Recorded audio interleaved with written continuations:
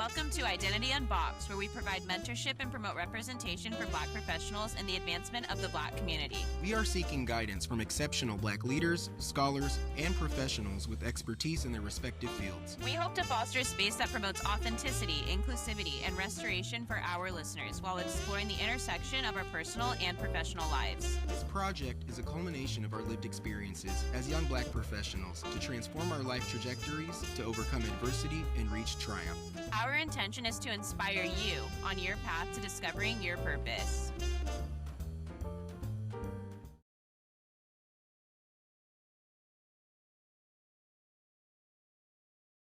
All right. Well, hello, everyone. Welcome to a special episode of Identity Unboxed. We are here with Ed Taylor, who is the Vice Provost and Dean of Undergraduate Academic Affairs at the University of Washington and a professor at the College of Education. And Ed just wrote an amazing memoir called The Power of the River that chronicles his entire life all the way from Lompoc to Seattle. I just finished reading it this past week in preparation for this interview, so Brad and I are really excited to talk to Ed. And I will say, Tiana and Brett, it's an honor to be talking to you about this and to have you two be the first people I'm talking to about this book. Thank you. So thank you for inviting me, and thank you for reading it. We feel really grateful to be able to speak with you. So, just to begin, the overview for everyone listening in. So, Ed takes readers on a journey from Lompoc, California, through a childhood marked with loss, but grounded in the love and support of family and community, to a singular moment that changed everything for a boy set up by the system to be a cog in the machine. But Taylor's story is only beginning on the day Gonzaga University offers him a full ride. Faced with questions every young Black man on a basketball scholarship has heard, questions like, do you even belong here? And do you really think you can cut it? Taylor answers by examining himself, everything that brought him to this place and all that he hopes to bring to the world, and by rising to the ever-increasing challenges he sets for himself.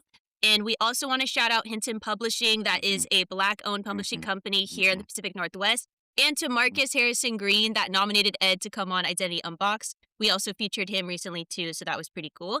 To get into our first question, Ed, can you take us back to how The Power of the River transpired and what you found most illuminating throughout the process of cataloging decades of your life in a single work? Mm-hmm. There are two things I want to say about that. One, a friend of mine, Kathy Beyer, who's been a friend for a long, long time, and Kathy has been wheelchair bound for probably the last 10 years.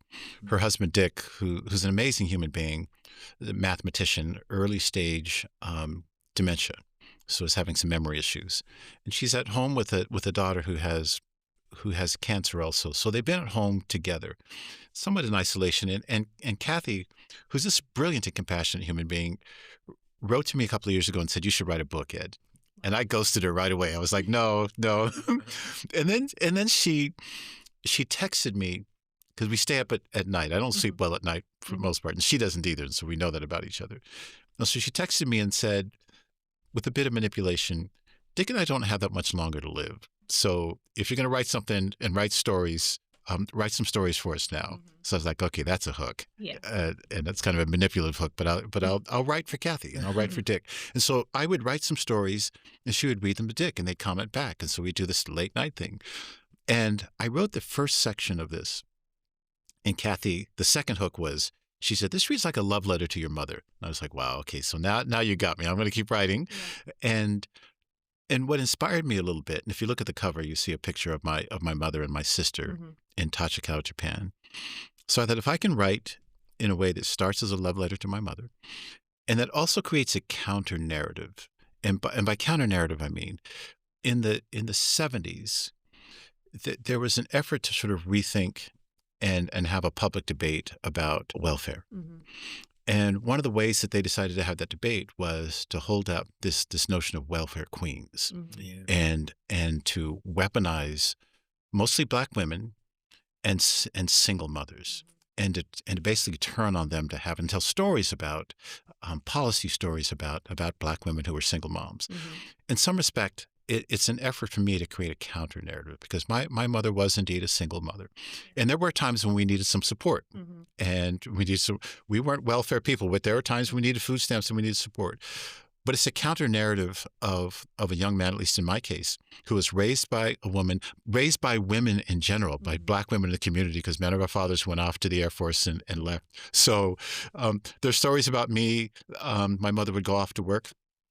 I would go out and play during the course of the day, and she'd come back and say, "What did I tell you about using foul language at the park like that?" I said, "Well, how did you know?" "Well, Miss Jackson told her, and Miss Dolores told her not to." And I realized I was raised by this collection of women, Black women, who moved us down the river. So I kept writing and told some stories there.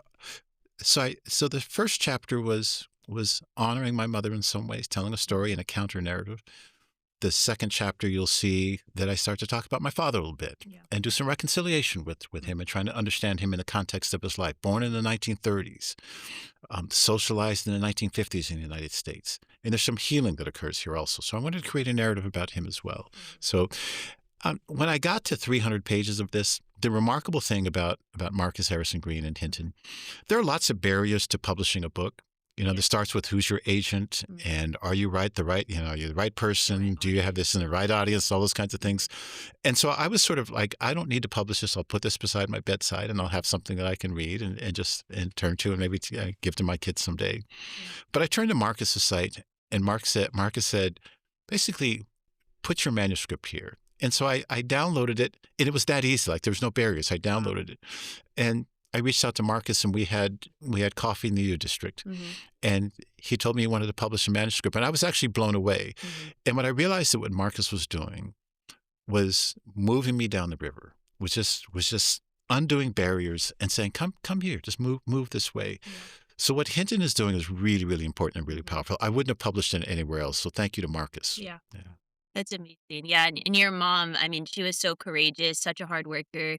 And you can see in this book just the respect that you had for her and her dedication to raising you and your three siblings. Somehow she does it through community. Like you said, she had ears all over. She had people that would take you to practices. Once you start getting into basketball, you end up talking about a story where you go off to the Redwoods on a camp. Yeah. That was your first time away from home. And it seems like your mom was always having bigger pictures and dreams for you for your future. And so it's just amazing to see all that she inspired you to do. Tiana, you just moved me because if this book does nothing else, that you just used the words courageous to describe my mother. If the book does nothing else, that's a counter narrative, right? You call this woman who was a single mother, who at times needed support, needed a little bit of welfare. You just called her courageous and brave. I mean, what a lovely thing. If the book does nothing else other than to give her a tribute like that, then I'm happy.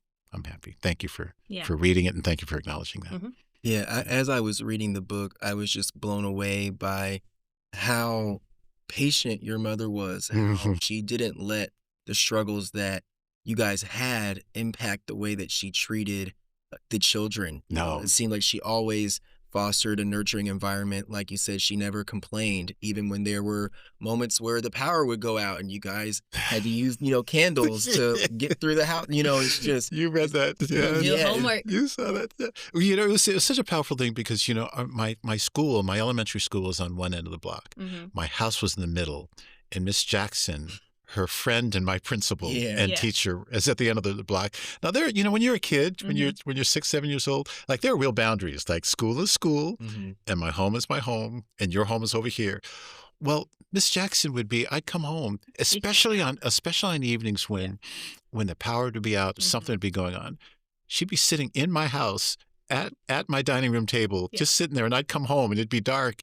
And I look at her like, what are you doing on my spell? Like you're supposed to be in school. She was like, do that homework. Do that. Yeah. And then it would be dark. And it would be dark.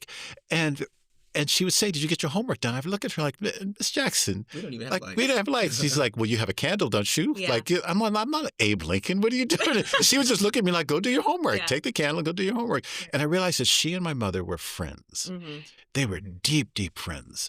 And Miss Jackson would show up when my mother needed her to show up. And my mother would show up for her. Her husband had left too, Miss Jackson. Yeah. Miss Jackson was graduated from Bethune-Cookman, and she was an educator. She was the first Black teacher I'd had and first Black principal. Wow. And she would be significant in my life all the way through. So these were women who had come together and done courageous things to raise us together.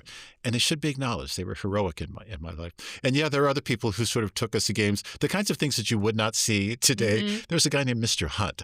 Yeah. I only knew him as Mr. Hunt. I didn't know where he lived. Right. You didn't know anything about this. I didn't know anything about this guy, but he would pull up in the station wagon and say, we're going to L.A. for a game. We'll be back on Sunday.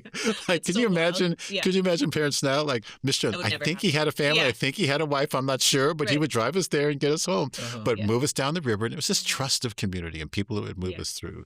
And my mother, she put together a little bit of money to take me to a YMCA and sent me off to an overnight camp and those kinds of experiences. And I know that when she did that kind of thing, it was probably $80 for me to go spend a week in camp. Which is a lot. More money Which is a lot back then. Yeah. And I'd come back and we wouldn't have power. And I realized that these are sacrifices that she's making, right? These are sacrifices, but she's doing this for us.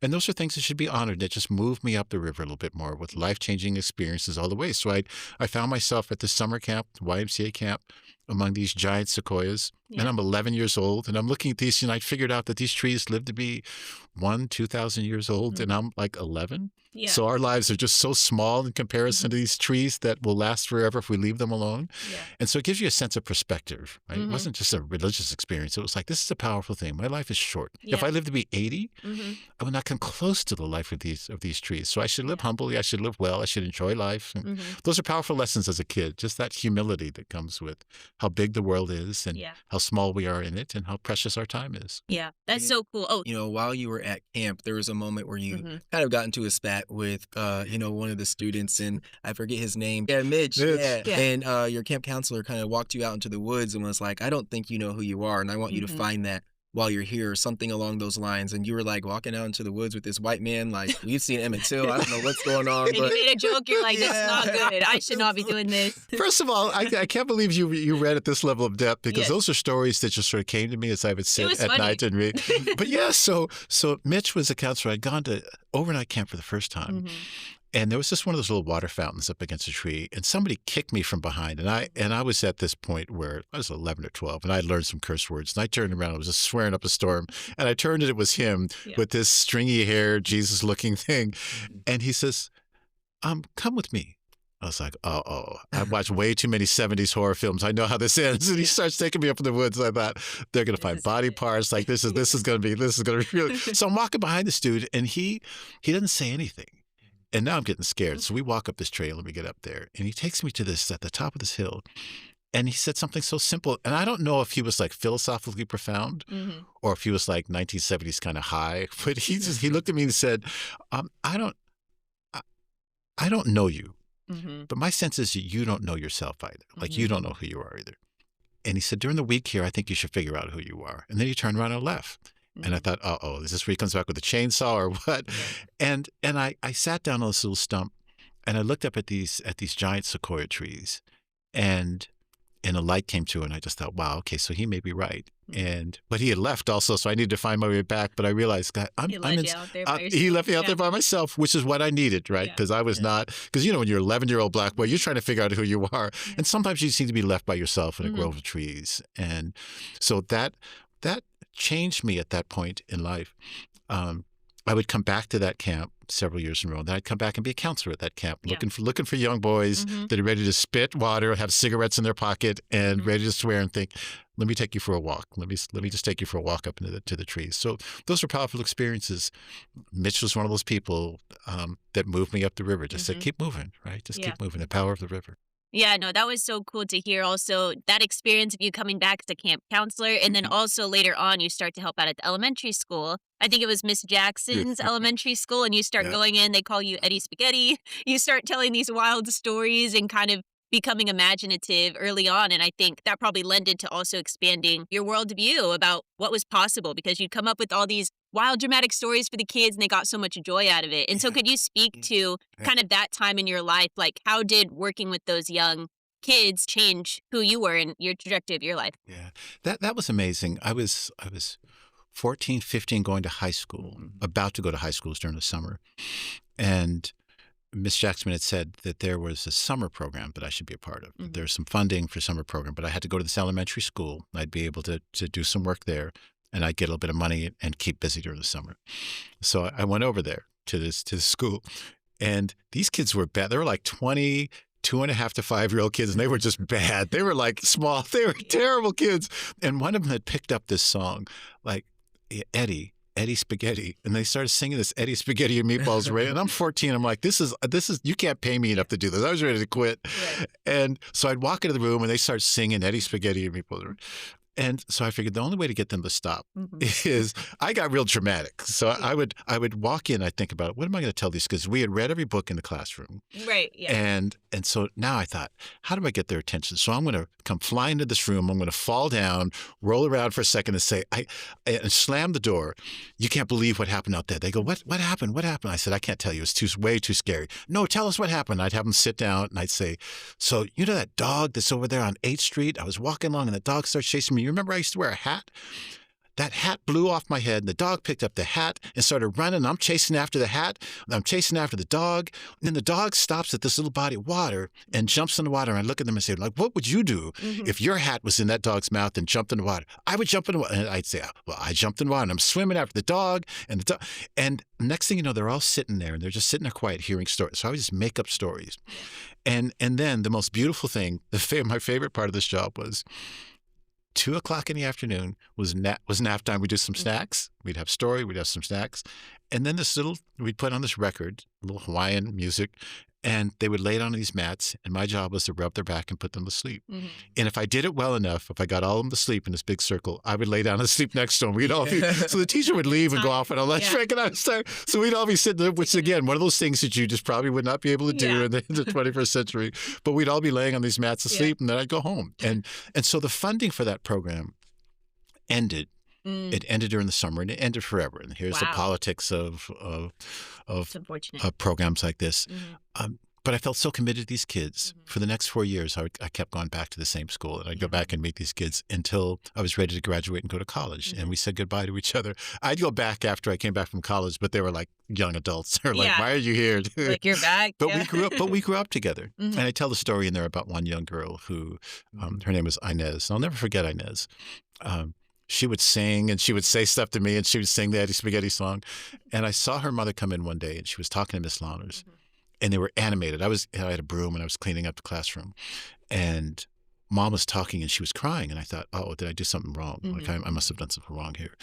And Miss Lawners said, come over. And I said, what did I do? And I said, is Inez okay? Because I saw Mom crying. I said, is she okay? Did something happen? And her mother said in Spanish that Inez never speaks. She doesn't speak. But she heard her in her bedroom saying something. And I said, well, what was she saying? She said she was singing Eddie Spaghetti, your meatballs are ready.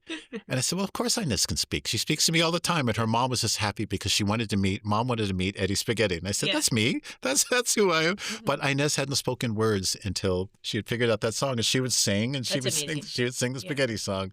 I thought, okay. So Inez and I needed each other. So at that age, again, times of vulnerability for young Black boys in working class towns, I found a place of belonging. And they found a place of belonging, and so did I. So I would go back to that classroom, and frankly, those kids are probably young adults now, but I still go back to that school and just hang out and just have these memories of what it meant to be moved up the river at that place. Yeah. That's so cool. Yeah, that's beautiful. The story of Inez really stuck with me. I was like, that's so beautiful, because I feel like it shows the importance of having someone that is a mentor in a way, but also when you're young and impressionable, having a classroom, a community, an adult that you can, to her, an adult that you could look to was probably amazing. And those things really probably stick with kids. Like, you always remember that one person that was there for you or that had a large impact on you. So you probably left a big impact on a lot of those students. So does it feel rewarding probably to know? It does. I'll tell you the most powerful thing, because that was coming at an age where the combination of poverty and growing up, especially growing up in working class communities and being a young Black man, you can see the community changing in its relationship to you. So it's one thing when you're a cute little kid. And I think I described in the book, I may have told this story, where my mother took me shopping at Sears. To buy. And this was basically we're going to move from your Yogi Bear pajamas to some just plain old blue Sears pajamas. And the security guard comes up, and I could tell the look on his face, like there was something that was bothering him. And he stood next to me. He stood way too close to me. And he said, what's in that bag? And because I was holding a bag with pajamas and slippers. And he said, what's in that bag? And I said, my pajamas are here, and I think a couple of T-shirts. And he goes, open the bag and put out the contents. And he took me into a backspace and said, put everything out on this counter. And I did, and it felt strange. I didn't know what was going on. It felt strange. And he felt hostile. And then he looked at everything. He saw pajamas and slippers and T-shirts, and he had me put the things back in the bag and go back out and wait for my mother, who had just walked away a little bit. So she doesn't see any of this. She doesn't see She has any no of this, idea. right? Yeah. And he's aware that she doesn't see any of Yeah. this. He's aware that she doesn't see this. So she comes back and said, "You okay?" And I said, "I'm fine." And I didn't want to tell her because I knew that it would keep her up at night. Yeah. But I knew that my relationship to some folks in the community had changed at that point.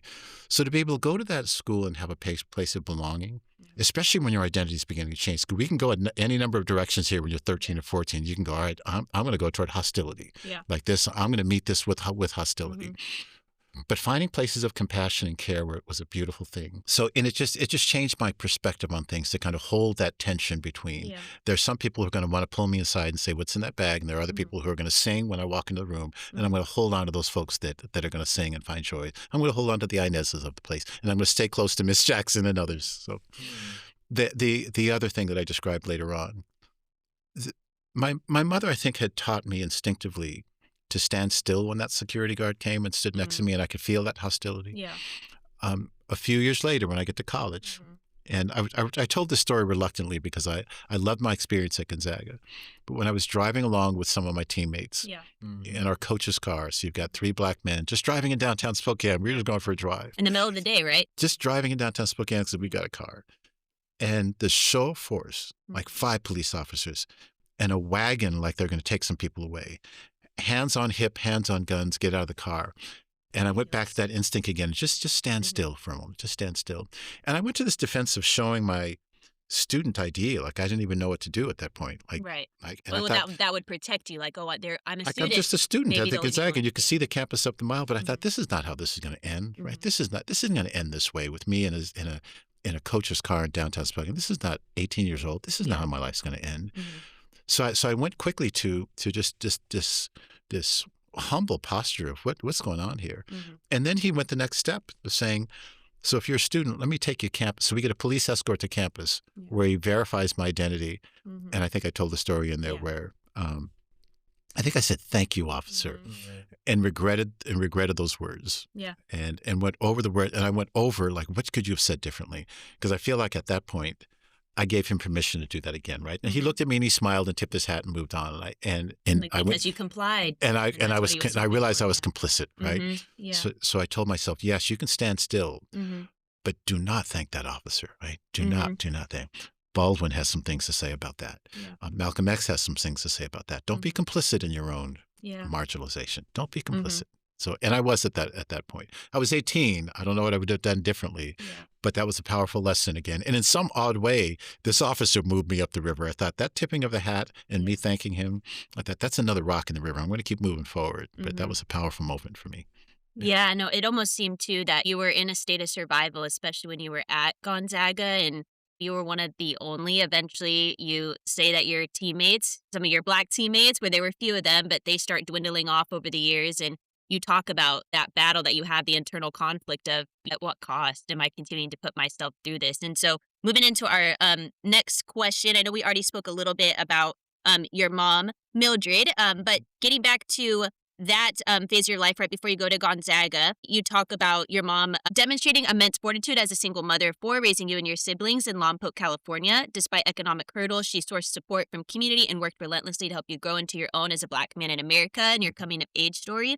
And then in the memoir, you share that coming of age story as you reflected on the struggles your mother endured. And you had said, quoted, "Mom would never say that single parenting was burdensome, yet the woman I saw turn toward her room while bypassing yet another meal did not look anything like the youthful and stately woman sitting at the piano at the Catholic church in the photos before her children were born. I thought about the explicit enticement from the college recruiter who offered only a partial scholarship, but pointed out that I could come home for meals and have Mom do the laundry." And so can you share the impact, women like your mom had in your community, especially on you deciding to make that decision to go to Gonzaga, which ends up kind of being your golden ticket out of your circumstances. And then also once you start facing all this adversity, once you get there, that feeling of reconciling your past with now your reality. First of all, I keep having this reaction to both of you. You ask such beautiful questions and you read with such care. And in asking these questions, you continue to honor my mother, which is a beautiful thing. It makes me feel like writing this was worth the effort. So thank you for that. I was a senior in high school and I'd done all my work. I was ready to graduate from high school, working class high school. finished playing and all of that. And I was just sitting on the couch. I'd get up in the morning, I'd go lay on the couch, and I'd watch TV. I'd just watch episodes of TV. And my mother was working on Saturdays, and she had convinced me that she wanted to work on Saturdays. And I believed that she wanted to work on Saturdays. The truth is, she didn't want to work on Saturdays. She had to work on Saturdays. This was her second job at Moore's department store. And she would come home, and I could see she was a little bit tired, and she would put some groceries on the counter, and then she'd go and she'd take a shower and clean up. And there was a moment in which I opened up the groceries. I ate every bit of cereal. I poured all the milk. I did, I ate. And I went back and laid on the couch, and she was gentle and she was compassionate. And she kind of made a joke. She said, "Didn't I just put a box of cereal here?" And I'd eat it. And I was laying on the couch, and I realized that I'm a consumer right now, that I'm not doing anything, that the grass had grown. I'm just laying in a bed, and I would have laid there all day, and I'm just going to consume. I'm just going to eat whatever she brings in. I'm just going to lay here. I'm going to watch whatever's on television. And that's not how I want to do this, right? And she raised me differently, but she wasn't harsh about it. Yeah. She was humble about it. And I saw her go lay down and say, "I wasn't hungry in the first place." I was like, "Yes, you were. Yes, you were." And one of the coaches that had been recruiting me was in Santa Barbara.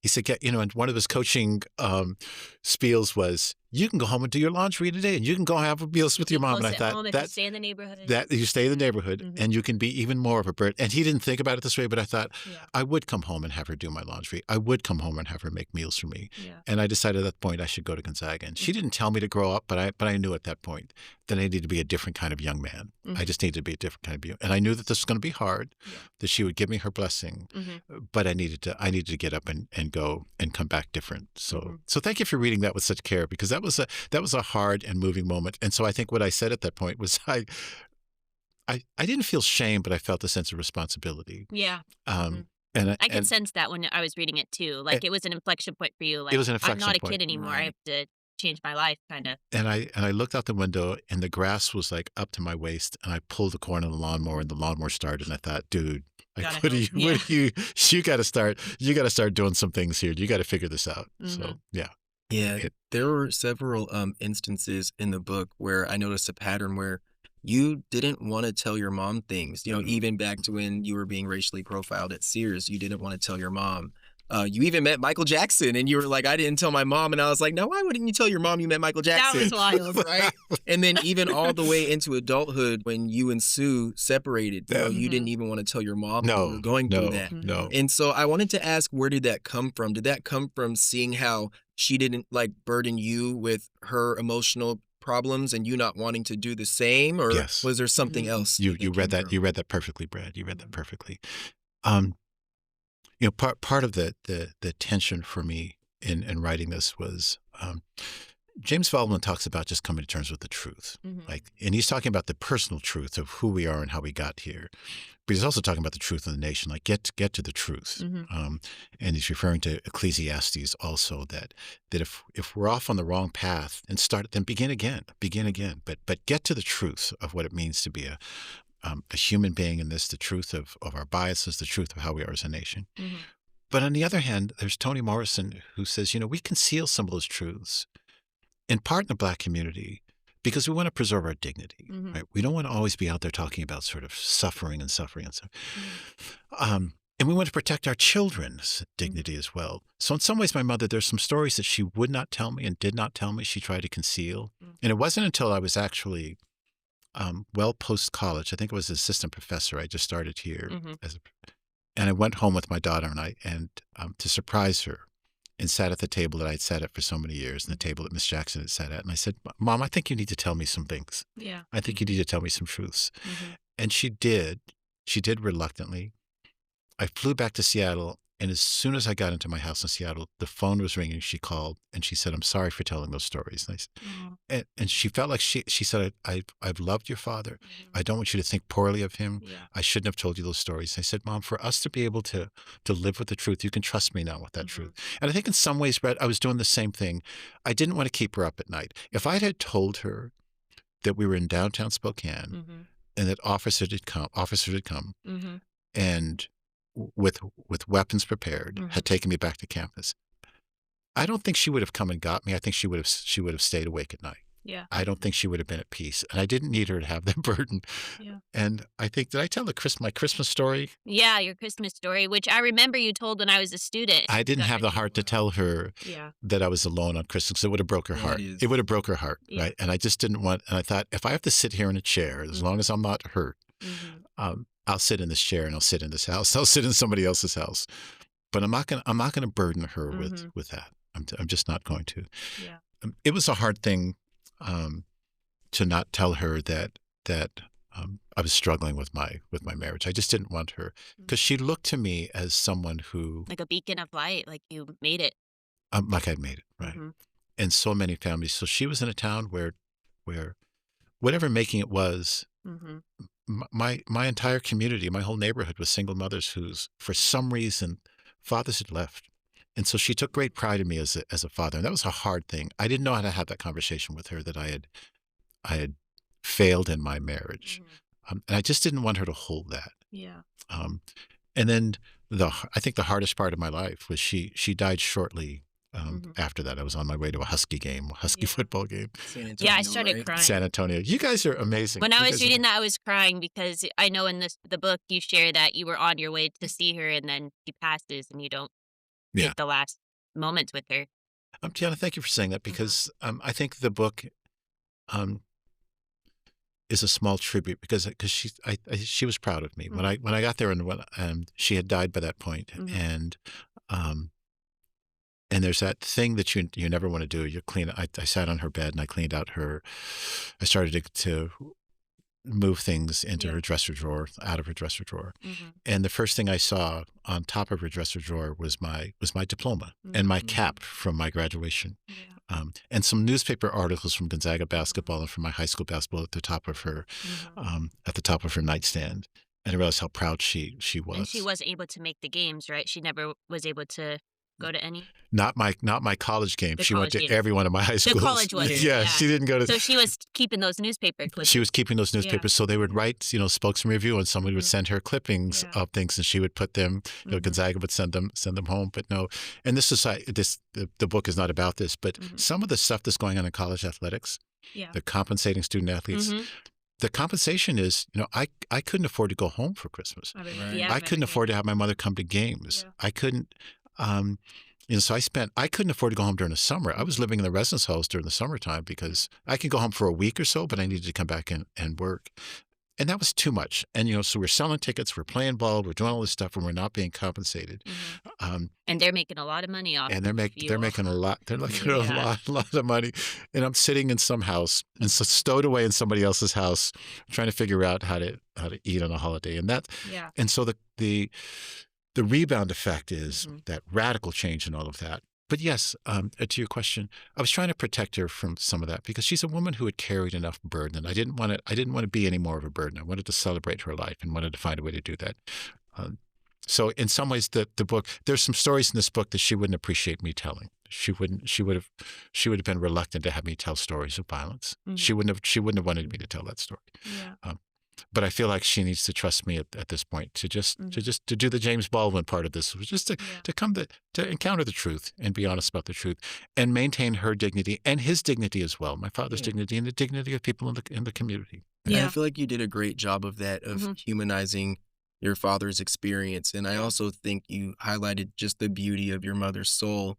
One of the stories that really stuck with me was when she had finally saved up and got her first car. Oh, and you went out and you crashed the car. You never drove, and then you went out and you crashed it. It was the first time you drove it, right? Yeah, and you crashed. I was thinking, Ed does not like telling his mom anything. He doesn't want to burden her. So imagine Ed, who won't even tell his mom that he met Michael Jackson, having to come home and be like, Mom, we grew up in poverty and you finally saved up for this new car and I wrecked it.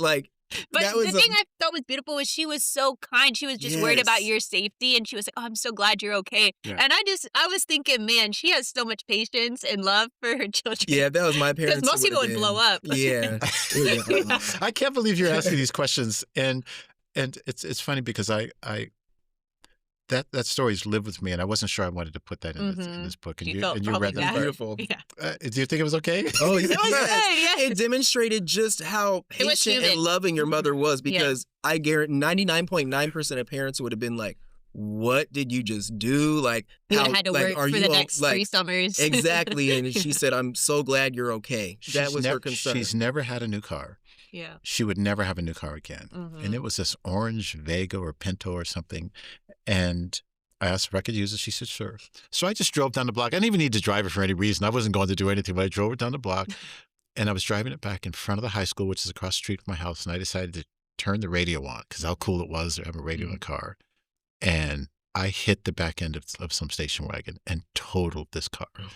Totaled this car a block away from home. And she got home from work, and I was sitting on the couch, devastated because I knew what I had done. And she was crying and crying and crying because she saw the car in a junkyard, and she was just grateful I wasn't hurt. So she was grateful I wasn't hurt. That was the first thing she said. I'm so glad you're not hurt. And she held me, and so now I'm a young man. She's holding me like a child, just crying, and we're both crying together.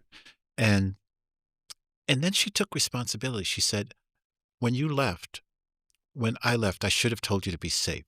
Yeah. And so she's trying to take that burden again. I should have told you to be safe. And I said, Mom, this was not your, this was me. She would never drive another good car. And so, I was reluctant to tell that story because it's so painful. It was so painful because she had nothing. And then the driver of the car was a white man, right? And he tries to come back, who shows up with a neck brace. Right? There's no damage scar. Shows your mom was like, yeah, who are you going to sue? Right? Who are you going to sue? We don't have anything. We got nothing. She got a little attitude, right? She got a little attitude. But that was a hard story to tell, and I appreciate you reading it. I didn't know how that would read, but in some ways, for me, it was a bit of a catharsis just to say, I have to let this story go because it had burdened me for the longest time. When I would go back to visit my mom, I tried to, we don't get paid a lot when you're a faculty member. Which I didn't realize that. I thought, professors are making big money. No, they're not. Not this kind. But I wanted to buy her a car. And she refused because she was driving this little car. And I just thought, I just need to lift that burden from me and from you. But she didn't want any part of it. She wouldn't let you. No, she didn't. She wouldn't let me. No. Yeah, she was a beautiful soul. That story showed that. I mean, all the other stories too. But yeah, getting back to at Gonzaga, I know you talk about how athletics has changed so much, but when you were there, you came to discover that basketball was a safe haven for you, eventually providing you a full-ride scholarship. As a first-generation college student, and then upon arriving at Gonzaga, you found yourself amongst only 7 Black students on an entire campus, 5 of which were your teammates. That dwindled even further in numbers as the years went on. Your temporary escape from a life of poverty was met with newfound challenges, including being the only in a space where you were ill-equipped to succeed. Without the robust academic support for BIPOC students, the emphasis on DEI efforts, or educational equity at the time, you were left to sort your way through a system not built for you. Your athletic scholarship became your ticket out, as we mentioned before, but simultaneously isolated you from being seen as fully capable in the classroom. Can you describe how your time at Gonzaga influenced your perspective on education and the significance of this opportunity in your life? Also, can you share how you cope with survivor's guilt of overcoming poverty while your family and the majority of Black men in America remain criminalized and subjugated under unjust and racist systems? That's such a rich question. It's a big one, so if you need me to repeat. No, it's okay. There are 2 parts to this question because Dr. Cole shows up in this. Oh, yeah. And she was hard. She was hard. And then you go into those office hours. Yeah. All the time. Yeah. She and I figured if I could just code switch with her and show up with a sweater and a button down and sit in front of the class and, do that thing the student athletes or coaches show up and smile and be all that kind of stuff. She was not having it. She'd take those tests with the big F written on it and hold it in the air and put it down on my, I was like, wow, do you really have to be so dramatic? Like, I know I got an F, but do you have to show everybody? And so she called me in and said, you have a couple of problems here. One of them is it's not a stats problem. That's good. I don't have a stats problem. No, she said, you have a math problem. You have a mathematics problem. And you aren't going to be able to do stats unless you do math. And you're going to have to spend some time here. I said, the second problem is that I think you came here to play basketball. And she said, this is a Jesuit liberal arts college. She's going to have to figure out, and you may have to give something up, but you have to figure out what your purpose is for being here. And I was offended at first. And then I quickly turned to she may be right. So yeah, she made me come to office hours. Then she failed me again. I was like, okay. And I didn't even want to tell that story. And so semesters are long. So I spent the whole year with her. That's long, and that was hard. And then by the time I graduated, so there were several of us that were playing together, several brothers, and the ones that were in the car with me.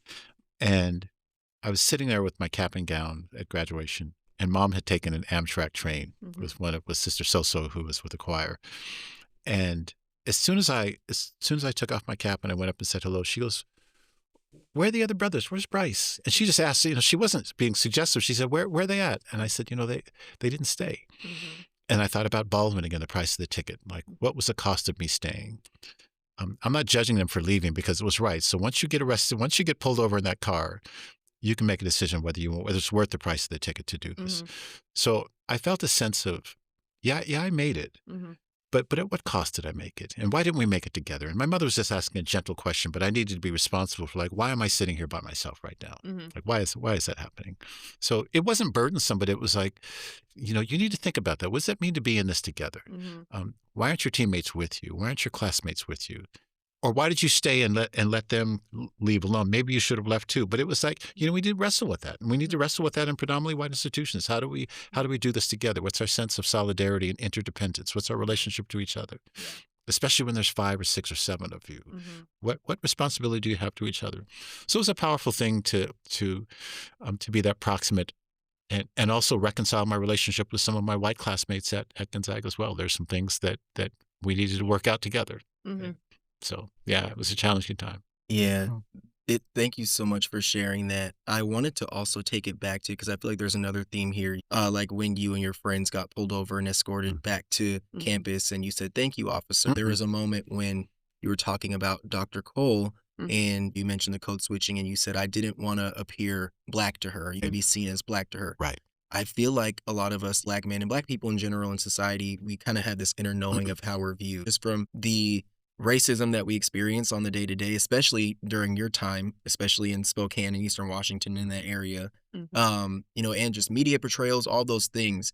And I was wondering if you could dive more into that now from a perspective being older. Do you think that was a subconscious desire to be seen as different, to be seen as competent or capable because of Black inferiority that was instilled in us? Yeah. Because it wasn't until later that Claude Steele would do his work on stereotype threat. And he talks about the burden that people carry when you're the only Black man in a science class, you're the only Black woman and you carry the burden of the weight of your race. And he says, not that they're not competent. He says they're trying to carry this burden and try to outperform the stereotype. So carrying that burden, actually, you underperform by trying to carry. It's like being at the free throw line and thinking, I've got to make this shot because everybody's watching me. Like, you try to outperform that stereotype. And Steele says at some point that he wrote a book, and I think he wrote a book called Whistling Vivaldi, that we try to decrease the stereotype by saying, look, I'm not trying to do harm here. I'm just, and he uses an example of a friend of his who I think was Harvard, who was standing I was going to take out some cash at a teller machine, and he was standing behind a white woman. And to reduce the threat, he starts whistling Vivaldi. Like, I'm not here to hurt you. He starts whistling Vivaldi to reduce the threat. I realize in retrospect, some of the putting on a sweater and sitting in front of the class, I'm trying to whistle Vivaldi to Dr. Cole. Like, I'm not a threat. I'm not a threat. I'm not ignorant. I'm here. I want to whistle Vivaldi for a bit. I'm not Black, I'm OJ. Right. Yeah. There's some of that going on. Yeah. I also, some of me was wrestling with, when I think about what was hard for my father, what was hard, and I forgive him for this. When I started reading W.B. Du Bois, The Souls of Black Folks, he was that example of two-ness, of what was the quote? 2 souls, 2 thoughts, 2 unreconciled strivings, 2 warring ideals in one dark body, that survives only because of courage or something like that. But it's like these warring ideals. So I'd see my father, who wanted to be a proud military man, but struggled with alcoholism and struggled with trying to be a citizen in this country. So he couldn't have both those things. He couldn't be an accepted citizen and be a leader in the military. He was a senior master sergeant. He wanted to be high level, but you could see him wrestling in this nation that wouldn't accept him.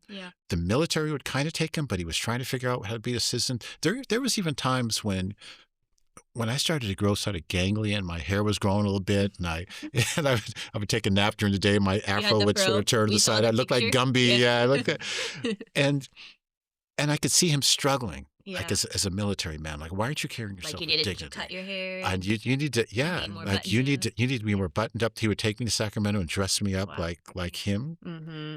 I'd go home and be myself, and I could see him, these warring ideals in one dark body, trying to be a strong Black man, but also crumbling under the pressure and under the weight. Yeah. But I understand him in the context of, if I was born in the 1930s, You probably would have maybe acted the same way in that the aspect of respectability politics. if I picked up a Jet magazine and I saw Emmett Till's image Mm-hmm. on that check and I was 20 some years old, Yeah. and I saw what a threat, like what a real threat is in this country. Like, who would I be and how would I be? Would I drink a little bit? Probably. Yeah. If the military was my own option, probably. Mm-hmm. If I went overseas and came back to a country that didn't accept, to a country that Right. didn't, When you're out of uniform, right? It's like when they I'm out of accept them in uniform, the military, but not right? when they're just out Right. every day. You want to protest, but you can't protest because you're wearing a uniform. Yeah. Like, I don't. And you've got Malcolm X and Martin King out here. They're assassinated. You They're- you and talk they're- about that too. And Yeah. there's right, Mhm. right. They're assassinated, and so that those warring ideals in one dark body, trying to reconcile those things. So Yeah. so in some ways, my battle wasn't the same as his. I was trying to be Mhm. different in that respect. I was trying to honor what he must have been struggling with, Yeah. but also trying to do it my own way. Like, I've got to make it through this university because I didn't have any other options. I didn't want to go back home. And you didn't really want to play basketball, even though you get the offer I or got to an go offer. play overseas, but then you realize, I don't really want to do this. Yeah, he pulled a fast one on me. I got a call on one of those pay phones in my Yeah. dorm, because back then you'd watch the NBA draft Yeah. and to see if your name came up. Mm-hmm.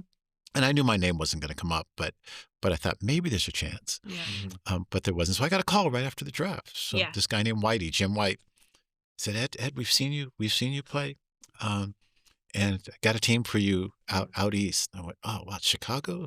Oh my Detroit? gosh, they forgot to announce my name on the They forgot podcast. that. Somebody moved to Chicago That's Bulls, the wild, Detroit yeah. Pistons. He goes, no, the Philippines. I was like, oh, okay, that's further east than I thought.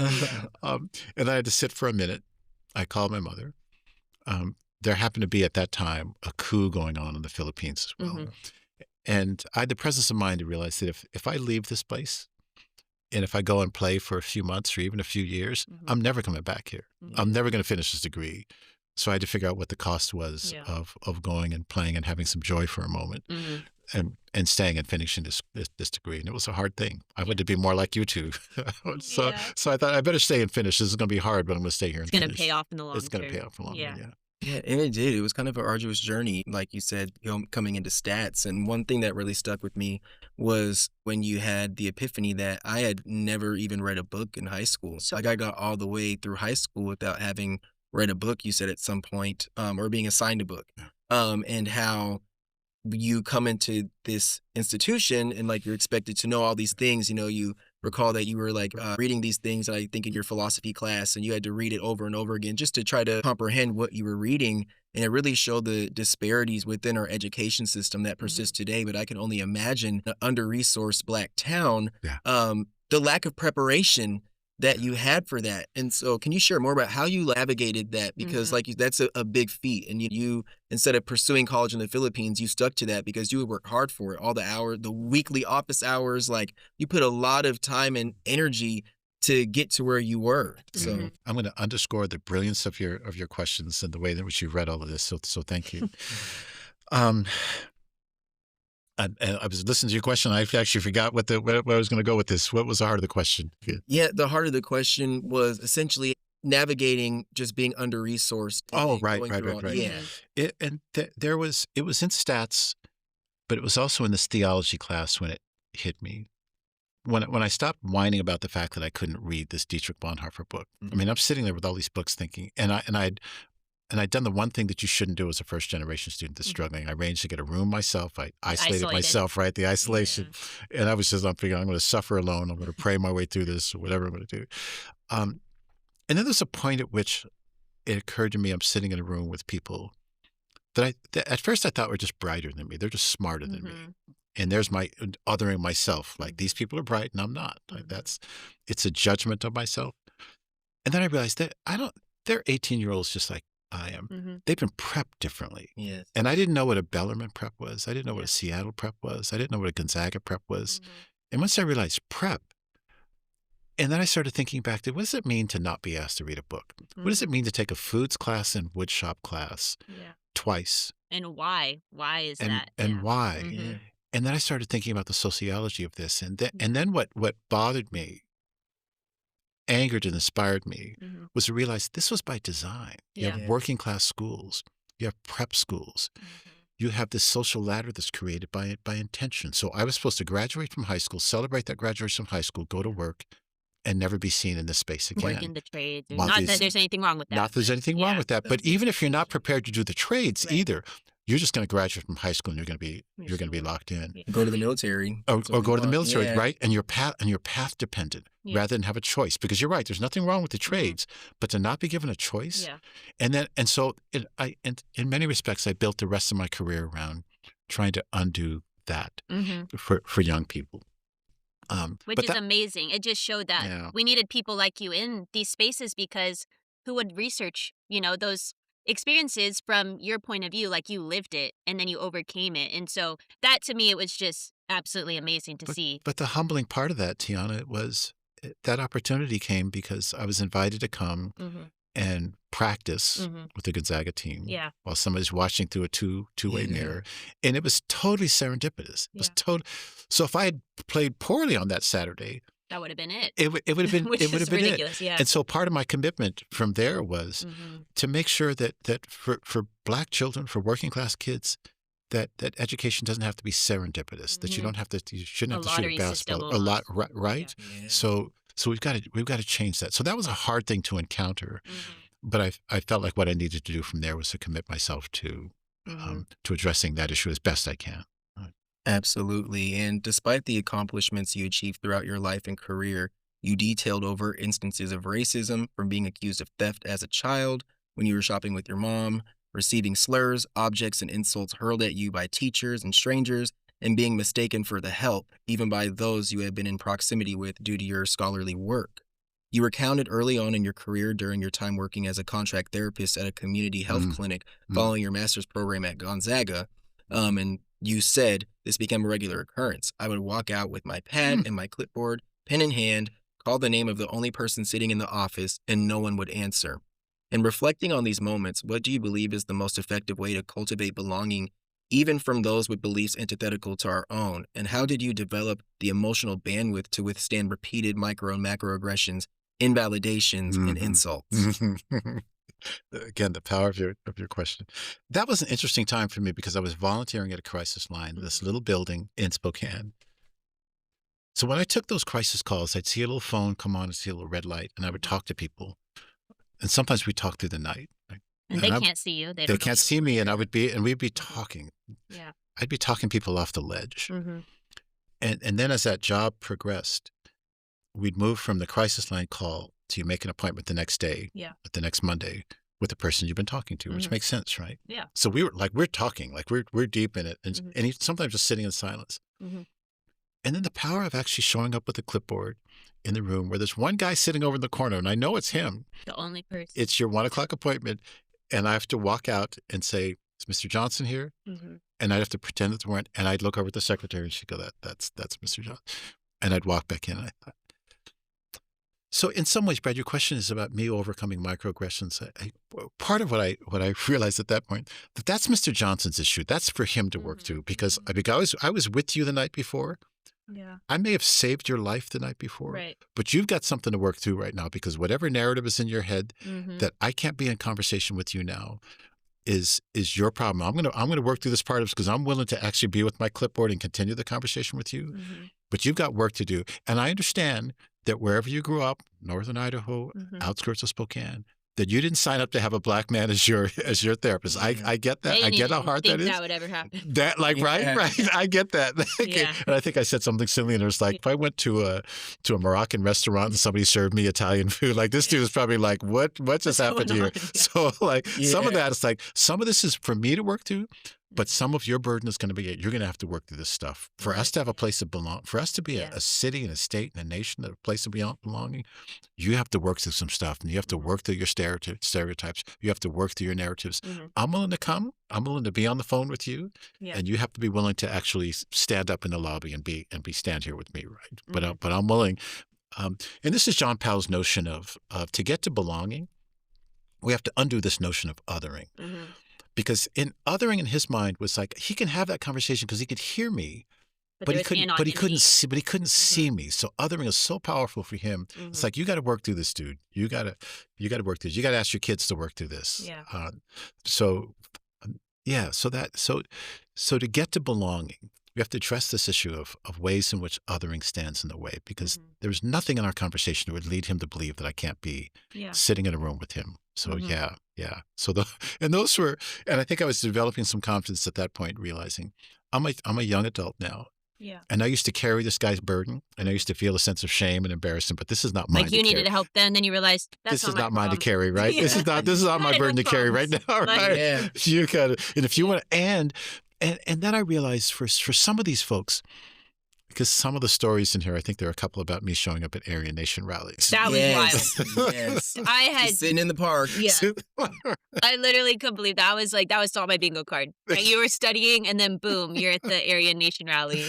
Yeah, and then the second or third one I was at, I decided to go, and I decided to sit on the curb and watch and see, like, who are these people? Yeah. Mm-hmm.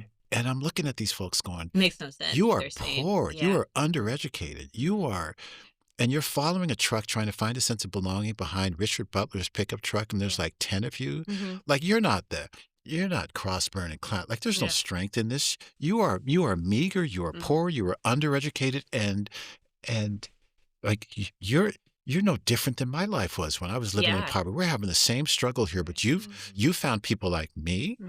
To be the problem, to be the enemy. No, your problem is actually it's with you. Yeah. You've got to figure out, like, and I know that you were a logger years back, and the Industrial Revolution has changed your life, and you've looked for a scapegoat. Yeah. You got to actually come to terms with the truth, which is you need to find new ways of doing work. You need to find new ways of being in meaning, but you can't target Black. Like, this is not us. Yeah. And so, it's like projecting their anger and frustrations you're out on another group. projecting this, right? And there's that othering. And John Powell talks about this during times of stress and angst, that people go to othering. Like, who do I blame? Yeah. Look at the national discourse now. Like, what is an immigrant? The DEI hires the now. The DEI. Black jobs. Right. It's DEI. It's immigrants. We create this narrative. Right? And it's simply not true. And we need counter narratives to that. Mm-hmm. I was at a concert last week. I won't go out down this track, but I saw Yo-Yo Ma at Meany Hall. And at some point, he just said these few words. He said, "I'm an immigrant." And people in the room stood up. It was a counter narrative for him to say, "I'm an immigrant," right? To be empowered. Right? And this country has benefited from my being an immigrant. I'm glad I'm here. You're glad I'm here. Mm-hmm. Let's move on, right? But we've created this narrative about what it means to be an immigrant, what DEI means, like what, and so we can go down that path. And this is what got me started into critical race theory a little bit, which has been demonized unto itself. Right. Yeah. But Brad, to answer your question, I've taken on less of a burden for some of this, and I realized at some point that the shared responsibility for belonging to really happen, we all have to do our work. We all have work to do in this. Mm-hmm. And I'm open to a place of belonging. I'm open to bridging, even if they're long bridges. Powell talks about shorter bridges and long bridges. Yeah. And some of those are long bridges. So the young girl at the Aryan rally and the mother, that's a long bridge, but I'm willing to be in the conversation. Yeah, then you mentioned that. Bridge. You put that in one of your classes, and you empathized with that young girl. And I remember you had said a part of your lesson was like, how would you teach this young girl about what she's been taught and why it's false, and how we can help get her to a space where she is accepting and is cultivating belonging. I thought that was really profound, considering all that you'd endured. And even hearing about, there was one story you shared. You were invited to, I think, honor someone who you called George, which I would like to know who the person was. You were at the event and you were having this full conversation with this man who was getting this big award, and they invited you because you were this leader at UW and they wanted to have the prestige. And then you eventually go into his business that next weekend or so and run into him, and he doesn't even remember you. And so I was wondering, like, just following up on that, how you have been able to, I guess, find empathy for yourself, knowing that, like, the titles won't protect you in a way, because you already had the big title and you had moved your way up at UW. You'd been here for 30 years, and it's still something where you didn't even get, like, the respect you deserve, in that interaction. And so I guess, how have you been able to, like, cultivate, empathy for yourself and protect your own mental health? Yeah, again, I love your questions. Empathy for myself, because I I had been at the front of a ballroom at the head table, at the stage in a tuxedo. And I thought, here, I got this. Like I am in. I've paid my ticket. I'm in. And then the very next day, it's like, this elevator, can you? I asked you to fix this earlier. You can get this fixed. And I was like, and the conversation I was having with myself was, what made you think you had made it? Right? Yeah. What made you think because you put on a tuxedo that you were somehow no longer Black? Because you're sitting at this head table. Yeah. And it took me back even to some of the stuff at Gonzaga. You're sitting there, the only one who's graduated, and the rest of your folks are I'm the exception. What makes you think? Did you just make it inside the castle and you pulled up the bridge? Like, what made you think that you're in right now? Yeah. And I remember getting on the train and going home thinking, Ed, this is as much about you as it is him. Like, he's got some stuff to work through, but you let yourself think that you had somehow reached some mountaintop and you hadn't earned yourself there. And I needed to give myself some grace and go, look, get back to your original intention. Get back to who you are. You're Eddie Tater from Lompoc, California. You are, and whether you're in that big house or not, it doesn't, get back to who you were. Get back to what, and I think there was a story I told about going to church with my mother, and Reverend Tullis would always do these sermons. Directed like anytime I went, and he's like, there's only like 10 people in the church, and he's looking directly at me. You can get your JD, your MD, your LLB, and I'm like, LLB? You're like, and no one like your PBJ, and I'm looking at my mother going, he's making stuff up. Right? He's talking to me, and she's like, he's not talking about you. You said PBJ. Like, he's like, and and you can get any degree that you want, but do not lose your soul, and do not lose God. And I'm like, Mom, he's talking to me. Like, I'm the only one with the PhD. I'm the only one. But in some ways, the message that Reverend Tullis was saying, like, stay grounded, dude. Stay grounded. Stay humble, right? And I let myself do that kind of sweet talk and thinking that I've made it. And I for a moment, had lost touch with my primordial roots. Yeah. And it was just a memory. And I needed to have compassion, needed to not judge myself for that, but just be reminded, like, look, where are you from? Because you're ultimately going to end up where you came from. Like, you're still coming from poverty. Like, you're still a working class brother. Like, you and don't lose track of that. And don't work so hard to try to be at that table. Don't lose your soul. The price of the ticket may not be worth it. This is what James Baldwin was saying. The price of the ticket. Don't be joyful because you're here at the table. That's not where you're from. Exactly. Right. And why do we place so much value on the table? Right. Like, that was the one thing that made me think about even like these award shows, the Grammys. Like, we always want to see the Black artist get the award, and someone like Beyonce, it took her forever to get honored with Record of the Year, I believe. And so just seeing that, I'm like, why do we care so much that they get validated by an institution that wasn't built for us anyways? And so like that, it made me think about that analogy. Right. Yeah. And so, even in academia, like, us going to PWIs, us getting honored and recognized in white systems and white institutions seems to be the pinnacle, the goal. Like, I finally made it. And it's like, why do we use that as our marker for making it once we are accepted and get awarded in these white systems? Right. And somehow with that degree, because both of you graduate, that somehow it elevates you to a place that disconnects you from the place that you came from. And it's just simply not true. So let that narrative go and go back to your primordial roots and just say, look, I'm still in community and I still have responsibility here, and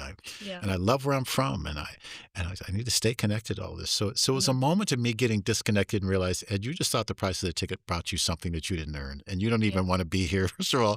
Yeah, and it's not even worth it. It's not even worth it. And so he looked at me, and I had two thoughts. One, you didn't even we were sitting on a stage. We were sitting at a table talking, and I realized, like, I was talking to you, trying to make connections. You didn't ask me a single question of me. That's like, he wasn't interested in me. He wasn't looking at me. They don't see you as a person, which is crazy. It's like they sometimes see us as like ornaments almost. I was an ornament at that table. That's a beautiful way of saying it. And I got caught up in that myself. Like, he didn't, and I should have picked up on the cues. Like, you're not looking at me. You're not asking me questions. You're not even naming my name. We're sitting here talking. And of course you didn't know me the next day. Like the next day, the next morning. That's unbelievable. It was a really powerful thing. And then I had empathy for the man. Like, who was supposed to fix the elevator? And why are you talking to him like that? Like, I told you already to fix that elevator. I'm like, wow, is this how you talk to people who are here? To your employees, So I was like, okay, so I want to find the dude that fixes the elevator and say, look, find another job. Get out of here. It's like, get out. Because you distract, because here I am, because I've got this PhD, but you can disrespect him because he fixes elevators. I thought, I want to stay connected to the brother who fixes elevators also. This is not who I am. So I was like, okay, Ed, get back to where you get grounded again. Just remember where you're from. So that was a powerful lesson. And it needed to be You're right, because compassion to myself and not judgmental, and Mm-hmm. just let that go and just let that be a lesson again, because Mm-hmm. that's the stuff out of scripture. Just Yeah. remember where you're from. Yeah, I Mm-hmm. was wondering too, it seems like you kind of practiced that early on, but I wanted to get into, a little bit more of the psychological impact that some experiences may have had on you, because I know in the book, I believe during break you were going home with a friend Carla and meeting her Mm, family, and then mm. you got to the dinner table and it was really awkward, and then the family got up and there was a bunch of clamoring in the other room, and you heard someone say, I forget who, but like, why would you do this to your father? And then she was like, I think we should leave. And then there was another instance where Sue's mom, which, you was likely intentional, where Mm, Sue received a letter mm, that was supposed to be addressed to mm, her sister, but mm, it was sent to Sue. And I'm mm, not going to say every word, mm, every bad word in this, but mm, in the letter, Sue's mm, mother said, Cassie, my daughter is mm, dating a coon inward, mm, and I just fear that she's mm, going to marry him and they will mm, have nappy headed jungle mm. babies. Brad, did I put So that in the book? you Did I put did. that in the book? You He put the did. direct quote. Yeah, it's like, I was He like, said I'm he going to was read gonna ask this. you. I was like, damn it, it's I in the was book. like, the nappy I headed put jungle that in the babies book. It's is fair game. insane. I put that in the book. I couldn't Wow. even believe that was Yeah. written down. And Like, so when you're trying to get to Yeah. know women or maybe find, a partner and like interracial relationships are Yeah. taboo, how did you work through that? Like, because I might get angry. I'm like, your mom really just said we're going to have nappy headed jungle babies? Like, so how did you get through that and not like, That was I'm not even sure. I'm not even sure I'm through it. I still have to learn how to Yeah. trust, because the first with Carla, who I'm using a pseudonym there, she innocently took me home. She didn't know, or maybe she didn't realize how biased or racist they really were.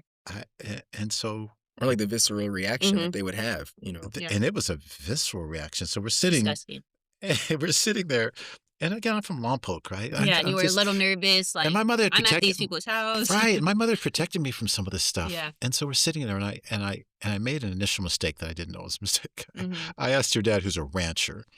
I said, "Do you guys have any like A1 steak sauce or any ketchup or something like that?" Which you need A1. But apparently in ranch it can be like you don't do that. Like you don't. And so he gets quiet, and so and you can hear the forks on the plate and the knives on the plate. That's so awkward. And then at some point, Dad says, can I speak with you? And there's a wall here, and the drama that unfolds, and I'm listening to it, and I'm sitting with her sister, listening to this, trying to pretend that it's not happened, and crying and screaming, like, how could you do this? And like, just stuff. And then Carla comes back in and says, we should probably go. And I realized, like, this whole thing is about me right now. This whole thing is about me being in this space. This whole thing is about the fact that I crossed the threshold that Black people have never crossed before. We've never been in a space like this. I wasn't supposed to be in their house, and they lost it. And what was even more powerful and profound, she went to Florence the next year and then never came back to campus. And in my head, I thought, this is how powerful this is. This is how powerful race is for this family. They don't want this, because they didn't even want the opportunity for her to cross paths. They didn't send their child to the school to get to this forbidden fruit, which was like the furthest thing away, is to find a Black basketball player and bring him home. Did you do that? And they were, and in my mind, they were willing to take her out of school because I would never see her again. I thought, well, that's how powerful this stuff is. Yeah. Like this is really, and this goes back. We're rooted in the 1950s. We're rooted in the 1930s. And I first of all, I need to tell myself, you need to be careful. First of all, you just need to be careful. You just need to be mindful of where you go, and you need to be careful for yourself.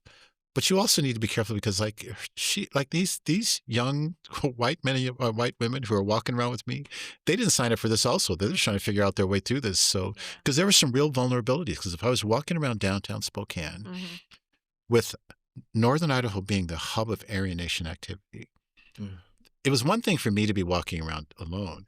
It was another thing to be walking with a white woman or a white man, because that would draw attention. I thought that's actually going to do that's going to draw some harm. So I needed to be careful. So I was such a knucklehead. I'd be walking with Sue or if it was white women, I'd walk on the other side of the street and they're like, "What's wrong with you?" And I'm like, "You don't understand, but trust me, I'm looking after you right now." So it was weird because this was not that long ago. This was like the 19th. No. So I hope it's different for both of you, but it was hard. And I must say I still carry that a little bit. I still wonder about deep in people's psyche. Deep, because many of our communities are still segregated. Many of our schools are still segregated. even in progressive places, I wonder to myself, are you really willing to go here? Yeah. I wrote there's a chapter in there after George Floyd's killing in 2020. I wrote that piece. It was originally, I don't know what I titled it in the book, but it was originally, I think, about dying. Because after George Floyd was killed, that changed me because I thought, we are so divided as a nation right now. And if I'm going to end up, if my life is going to end running from a policeman's bullet or a nurse with a hazmat suit, I'm going to at least write my own obituary. I'm going to talk about how I want to end my life. But the other part that saddened me about that moment was I knew that there were lots of people in the city that I love who were going to put up signs, Black Lives Matter, all in my neighborhood, everybody around. And, we don't tolerate, they love doing that here. They love this. They love doing it. And I sat there and I watched because we were all still under curfew. And the sad part for me was I knew that, the critical race theory in me, that these signs are going to go down in a year, right? Because people don't want to be in this for very long. People don't really, and for the moment, for the public purposes, people are going to stay in this for the optics. But I give it a year or two, and those signs are going to come down if we're going to be back where we were again. And lo and behold, and you weren't wrong. And I couldn't have predicted how much it would swing the pendulum. Oh, yeah. But in some ways, we're going to get a Donald Trump. Yeah. Yes, we're going to get. Yes, we're going to get anti-DEI. Yes, we're going to. And part of the sadness for me was realizing that I don't have time, but 2 or 3 years from now, we're going to come back to this, and there's going to be a strong, strong, resounding response to progress. This is what critical race theory is. And even writing books about critical race theory, in some ways, this is predictable kind of behavior. So at our soul, it goes back to Baldwin and truth-telling. Are we really ready to have these kind of relationships? Are we ready to be that kind of community? Is it performative or is it something else? Are we going to get a Barack Obama and then get a Donald Trump? Is we going to keep doing this kind of thing? And part of the sadness for me was for you and your generation thinking, we can be better. We should be better. We should be better for you so that you don't have to carry this burden. So deep down in our gut, I just want to make sure, I want to know that we can trust each other, that we can trust that we're all in the work of bridging. And I want to trust that, and I want to believe that. And in some ways, I'm trying to find ways to reconcile that. You see me struggling with it in this book as well. Well, what stood out to me most was when you were speaking about the, Black Lives Matter movements at their height, and you were in the leadership position at UW, and, you're kind of called on by a lot of people to speak on these instances, but then you talk about kind of being isolated from your own community and the Black students and the Black Student Union, and, they're looking at you and saying, oh, you're complicit, you're a part of the institution, and you were in full support of the students. You even wanted to take photos with them, and you were like, your kids were in the movements. You talk about your kids are huge activists, and people are coming up to you. Oh, we know you're Yenet's dad and Evan's dad, and they're amazing. And I just wanted to ask you, like, that was heartbreaking to me to know that you were going through that, and I didn't know that. I graduated in 2021, and I'm thinking, oh, Ed, he supports the students, but like the people look at you as kind of the enemy once you become a part of the institution. But now knowing your background, if they read this book, they're going to see like we needed people like you in the institution. Yeah. So I don't really know what my question is, but it's just like, how did you deal with that? It's a beautiful question. How did I deal with it was really interesting, right? That's such a lovely framing of a question. I'll tell you how I dealt with it. I would lay awake at night and I'd think, how am I going to show up the next day? Like if there's so much hurt, and you have to go back to Eric Garner being killed and Tamir Rice and what was going on in this country, and how much hurt there was and how much anger there was and how much anger there needed to be.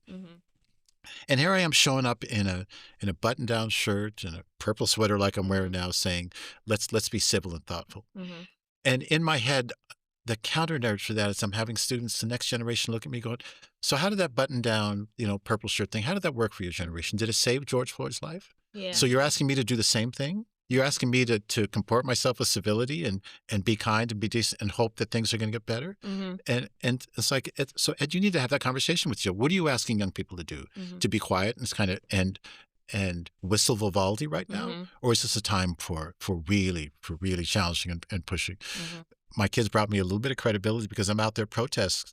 Trying to go. But the funny thing about Northwest protests also, the number of young people that were white that had Black Lives Matter signs, and they were holding them up at me, and I'm looking and it's going like, can I take a selfie with all of you? Because here you are trying to tell me the Black Lives Matter, and you don't know who I am right now. We should have a conversation, but you don't know. But you're standing on this platform right now, righteous indignation that you haven't earned. So let's be careful. So it was powerful. I had enough of a relationship with many of our students who came and told me, like, this is going to be hard. We're going to do this together. We're not going to break. And I was like, but I was prepared each night. I'd think, okay, this might be the day that I need to step down, but I'm going to step down with my dignity, right? I'm going to say what I need to say. And if the students say you need to step down because you're not doing this right, then I have to be ready to step down. And I'll go back to being a faculty member, but I can't be an administrator anymore. But I was prepared for that. If that's something that the students needed, if someone needed to sort of step back, I was prepared to do that. I felt tremendous gratitude to your generation, to you, that we were willing to be in it together and move through. But I also felt some responsibility because we should have done better work. And I go back to that thank you officer moment, going, you're complicit in this. Like this, because right now we're talking about officers that are doing harm. 20 years ago, you should not have said thank you. You should have stood up and said, you cannot do this. So anyway. Yeah, but it's really hard, and it's even conflicting for me because, we see Black folks in these institutions, and it's like, once you get there, I feel like a lot of the times you realize there's really, you're a part of the change, and change is incremental because of these systems, but there's not much that you can do. Like, people often say, like, what did Obama do for this country? And it's like, well, what was he supposed to do? I feel like once you get in there, like, obviously you can do things like we got Obamacare. There are all these amazing things. Like, I'm still on my parents' health insurance. Thank you, Obama. Like, there's a lot can't burn it down. Right. There, exactly. There's a lot of things that we can do, but when it comes to truly changing the core of the institution, we don't have the power. We'll get booted out, and you'll be replaced with a Donald Trump. And so, right, in one hand, it's like, you're a part of the institution. The institution is ultimately, you don't have the final say, so you're going to be seen as the bad guy. But on the other side, if we're not in those institutions, who will be in there? And so it's really hard. And, like Tiana said, I doubt a lot of those students didn't really know what you had gone through, and that what you experienced is probably a lot worse than what a lot of us have experienced in our generation. Because I can only imagine. I went to Moscow, Idaho after a track meet in high school. And I will never forget, I had never experienced racism like this. Like, we walked into a restaurant, and just the looks, it was a group of Black folks, the looks we were getting, it was like, what the hell are you doing here? Same with Lane, Idaho. Right. Yes. Right. I went there like middle looks school. of disgust. I was like, oh, wow. And we So grew I up can in only Olympia, imagine. so it's different. Right. So I can only imagine the things that you experienced. So how do you kind of, and I was also interested, I guess the core of my question is going to be, your kids. They were very active in that. And then you were within the institution. So what was that like at home? How was that? What were they saying? Yeah. That's still attention. They're gentle, because and they're loving. But they also think I'm a bit buttoned up on this. I mean, I think they want to push me a little bit. Don't need to get a little more radical. And I also want them to, for their own safety and well-being, and for a sense of joy in this country, to release some of the burden and not feel like they have to do all the work. All the work, because there's a reason that population health data tells us that our generation doesn't live, that our people don't live as long. And so carrying that burden, it's the weathering, right? The weathering is what it's called. The weathering, right? It's a I have friends that are elder, that are in their 70s and 80s and 90s. There's a friend that I meet with who's 99. I meet with her. She's white. Wow. My mother made it to 70. My father was in his 50s. That's the crazy. burdens that they carry. And I would go to my mother's church and I'd see, I think I described the men's choir. Members, The men's choir would go from 20 to 10 to 8 to 4. And I would come back to church and sit there and go, like, you're not a choir when you're two people. Like, you're a duet. Like, and what's going on that you're dying in your 50s? And so in some respects, we've got to get back to a place of joy and health and healing. And the other part of that is there's a place for activism. There really, really is. But there's a student named Keon who was a PhD, a young brother, PhD in aeronautics and astronautics. And he and I would meet, and like he's a young Black rocket scientist. And I said, Keon, there are protests going on. Why aren't you out there? He goes, I had homework. And he said, being an astronautics student, a rocket scientist, is in itself a form of activism. Yeah. Like that is a radical act. And I said, you go. That's his role. And sometimes that's what you have to figure out. And like, I used to feel like that too. Like, I need to be out in the streets protesting. Then I realized, like, I'm a first gen college student. I got to graduate. Like, what you do. That's my activism. Like, I'm sitting here so proud of the two of you because this is a form of look what you're doing. You've created a space for me. Thank you. Well, and no, I should be thanking you because here's a modest book that I've written. I say I've written because I didn't write it. I wrote every word and suffered every, and I'm humble about it and even reluctant about it. But my first conversation about it is with the two of you, and what an act of grace that is coming from the two of you. That's just it's a lovely thing, and I should be thanking you. Well, I feel honored that you trusted us with the book and to have this conversation because it was truly an amazing book. And I understand, especially from what you described, you don't want to burden others with your feelings. And that was very apparent with your mother. And so I could only imagine that bearing your heart and your soul out in this book and speaking on those hard things, from personal instances of racism to even watching your mother being abused by your father. It just, you went so in depth with that. And I really appreciate it. And I know this might be like a side question, but we talked a lot about your mother, but I did want to ask about your father a little bit.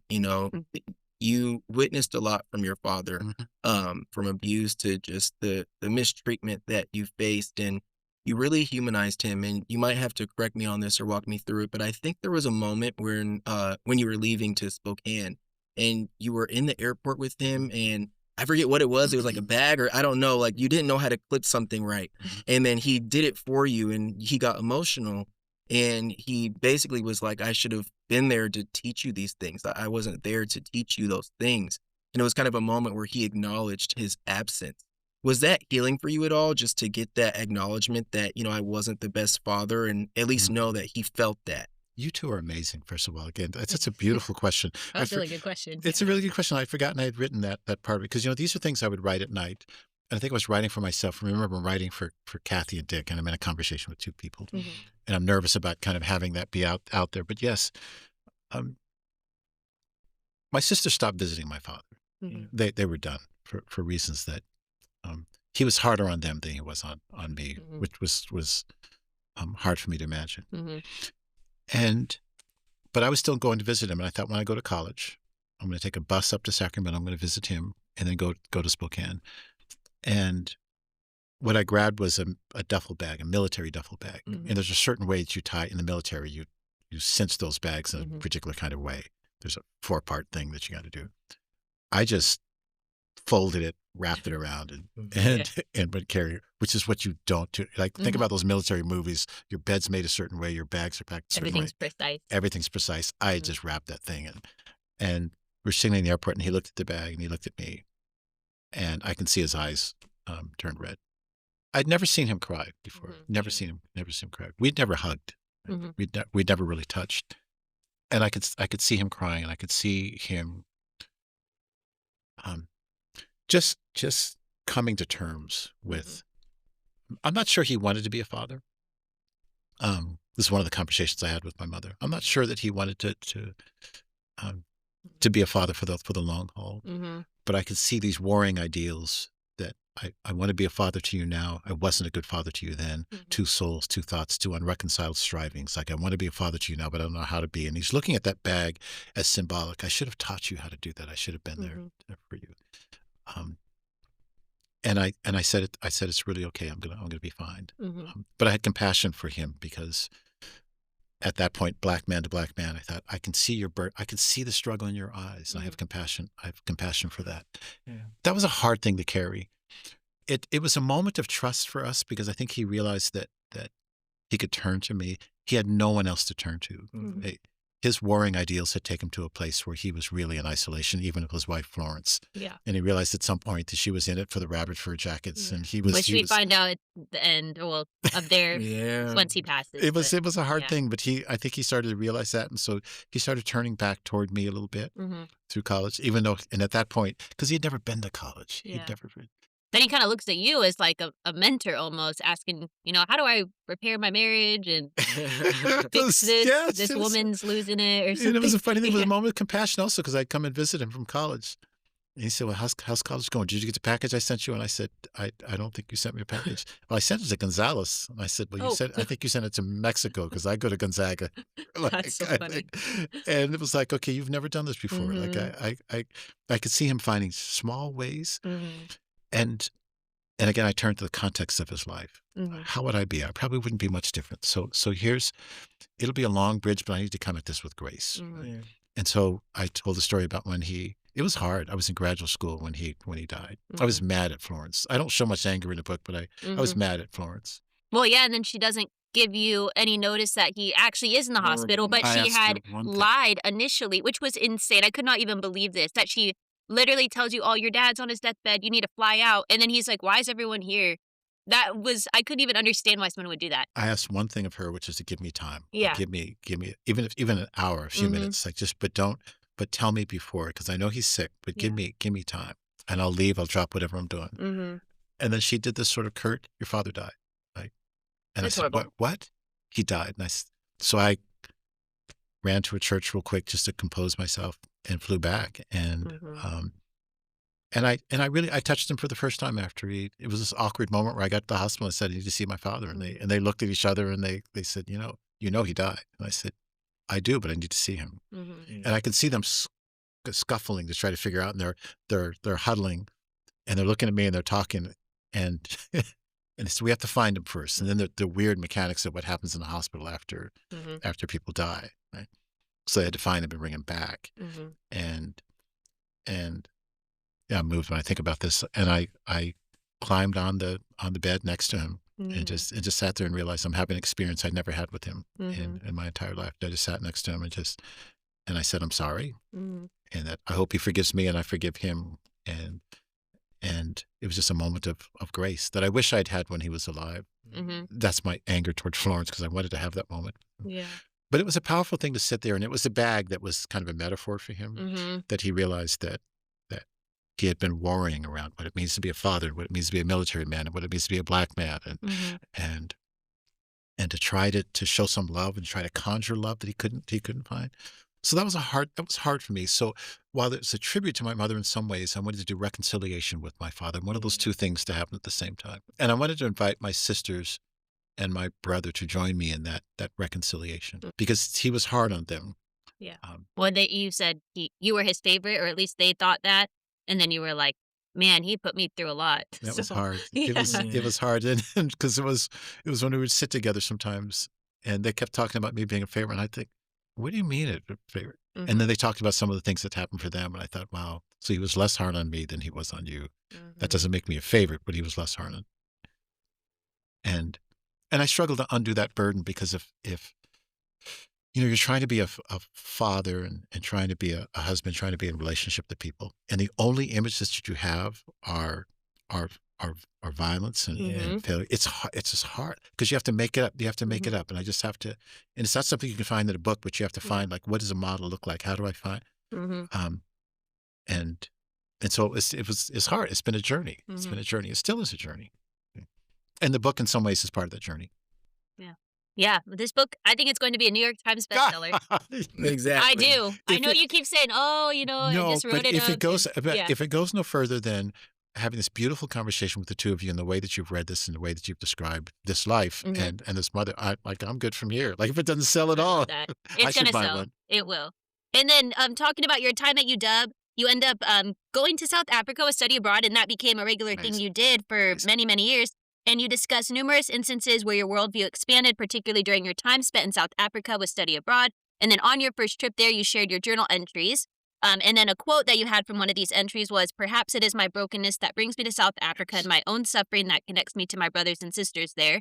And we are connected by our historical suffering, I thought, prison cells, nooses, fire hoses, the aftermath of bombs, eulogies that bid goodnight to our children, young princes and princesses who take their flight to eternal rest far too early, the music of hymns, chants, and gospel songs. These things connect us across time and place." And then you had said, "What do you believe is the importance of what do you believe is the importance of expanding our worldview, especially as Black people in a world that minimizes our opportunity and potential?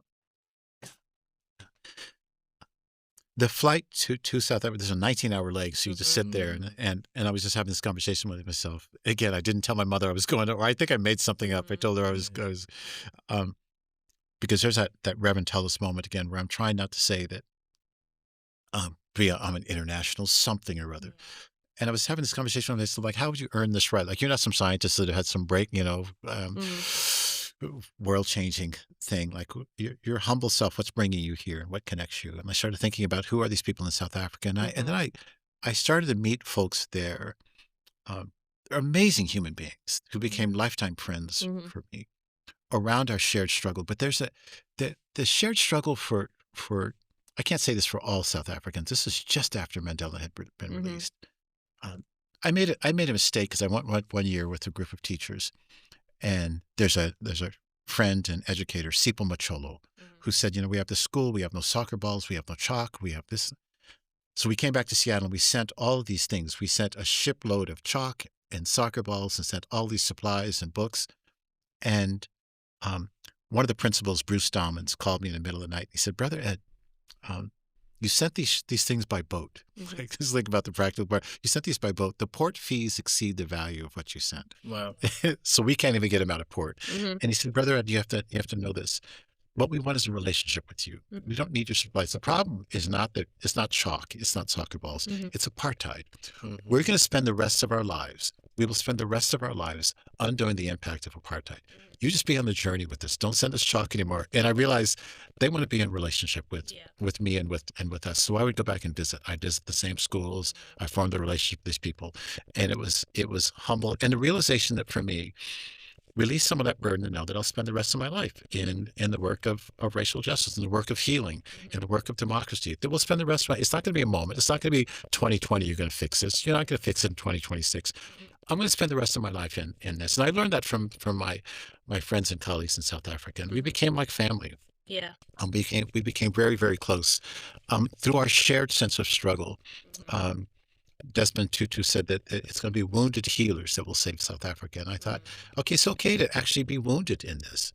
In fact, we should be wounded in this, and we should surface our wounds and actually say it will be wounded healers. It will be our shared suffering that will bring us to a place of healing. But we have to acknowledge those wounds. And the beautiful thing I thought in South Africa was that they were acknowledging those wounds, like, this is who we are.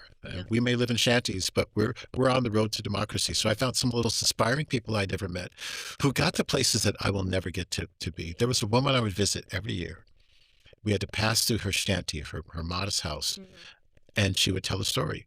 And the story she would tell, and she told it to me 4 or 5 times in a row, she'd point to the backyard in her native Xhosa, and there was a poster of her son on the wall, who had been killed by Afrikaans police, and he was buried in the backyard. And so she lived with her son buried in the backyard. And she talked about healing and recovery. And I would listen to her as kind of a rite of passage each time I would go, and I'd bring students with me to go and listen to her. My suffering is small in comparison. But if these people can stand here and tell their story of what it means to heal and move through trauma, I should be able to work through, and I should be able to write my little book, and I should be able to find forgiveness from a brother. Because these are people that are finding forgiveness for perpetrators. And I don't know if I have that, right? I don't know if I have the capacity to face someone who has done atrocities, real atrocities, and to find a place to forgive. Yeah, like that's a kind of struggle. So I would be in awe of these human beings that would try to do that kind of work. But I'd come back here and think, we haven't come close to truth and reconciliation in our country, but imagine coming to that place where we can actually have that kind of conversation, even if it's symbolic, even if it's a starting place. But we need to start somewhere. So I found inspiration, both humility and inspiration in South Africa, and I still do. It's almost like you were meant to go there. In some ways, I was meant to go. Yeah, because you were invited, right? It was by one of the professors. I was invited by a professor named Jim Klaus, who would see me on campus and said, "How's your teaching going, Ed?" I go, "I think good, really good." How do you know? My teaching evaluations are good, but how do you know? Like what do students tell you? They're telling you what you want to know, but have they been changed by your class? I think. Well, how do you know? Like, I'm just trying to go to the hub, right? I'm What's up just with the trying to go. rhetorical questions? Right, these rhetorical questions. But he was saying, something. If you want to change people, Mm-hmm. you need to take them out of context. You need to create a sense of disequilibrium. Have you created disequilibrium? And I said, no. We've been sitting in class talking about interesting issues.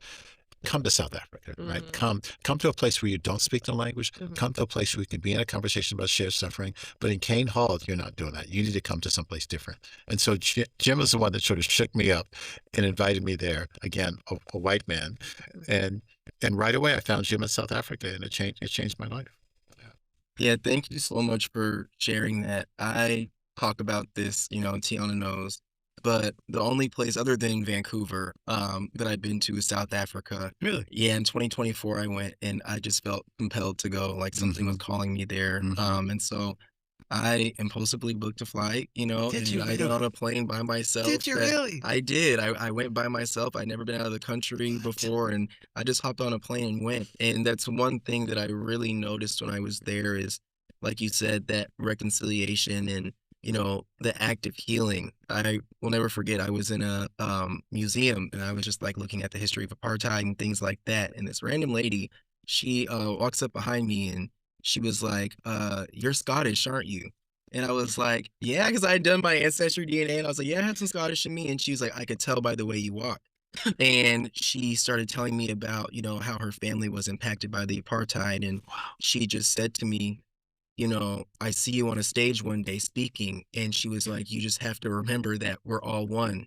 She was like, don't let these things divide you. We're all one. Wow. And then that was just a theme when I was there. People were so warm and they would say that. They would always acknowledge the pain and the struggle, but it was this theme of we're working through this, but we are all one people. Yes. And I, just being in America, I had never, there's so much tension and you just feel it. It's this feeling of like, and when I was there, it was just lighter. I don't know how to explain it. And so that really resonated with me, how you were talking about just the vibe and the healing and the reconciliation, and how I feel like we haven't even gotten to a place where we've began to reconcile that in America. I just want to change seats with the two of you. I want to interview both of you because you guys are so interesting. You two are so interesting. But what's beautiful about that is when you go to South Africa, Cape Town, Port Elizabeth, any of those places, Joburg, they don't deny that apartheid happened. Yeah. No. There's no pretense that there's no right. That's You were going to learn about apartheid. Right? You're just going to learn that apartheid happened.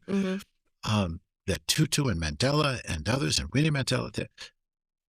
The fact that we deny it here is just strange, right? Covered, just whitewash it. That struggle to pretend like it's not here, and resist the narrative. Resist the truth. The truth is there. Like, it's there. You can't go to Cape Town and not see the truth. And you see the dilemma, right? There's this remarkable beauty. There's this township over here, and they're coexisting. But we haven't gotten to a place where we actually see the coexistence of that and name that with no shame. It's here, and we're going to learn from this, and we're going to move forward from this, and it'll take the rest of our lives to do this.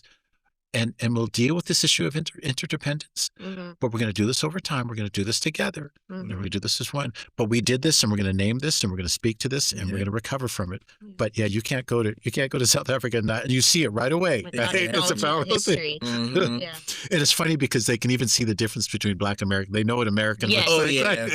It's really. You said that, right? Yeah. Oh, yeah. Right away. Like, you're not from here. Yeah, they know right away.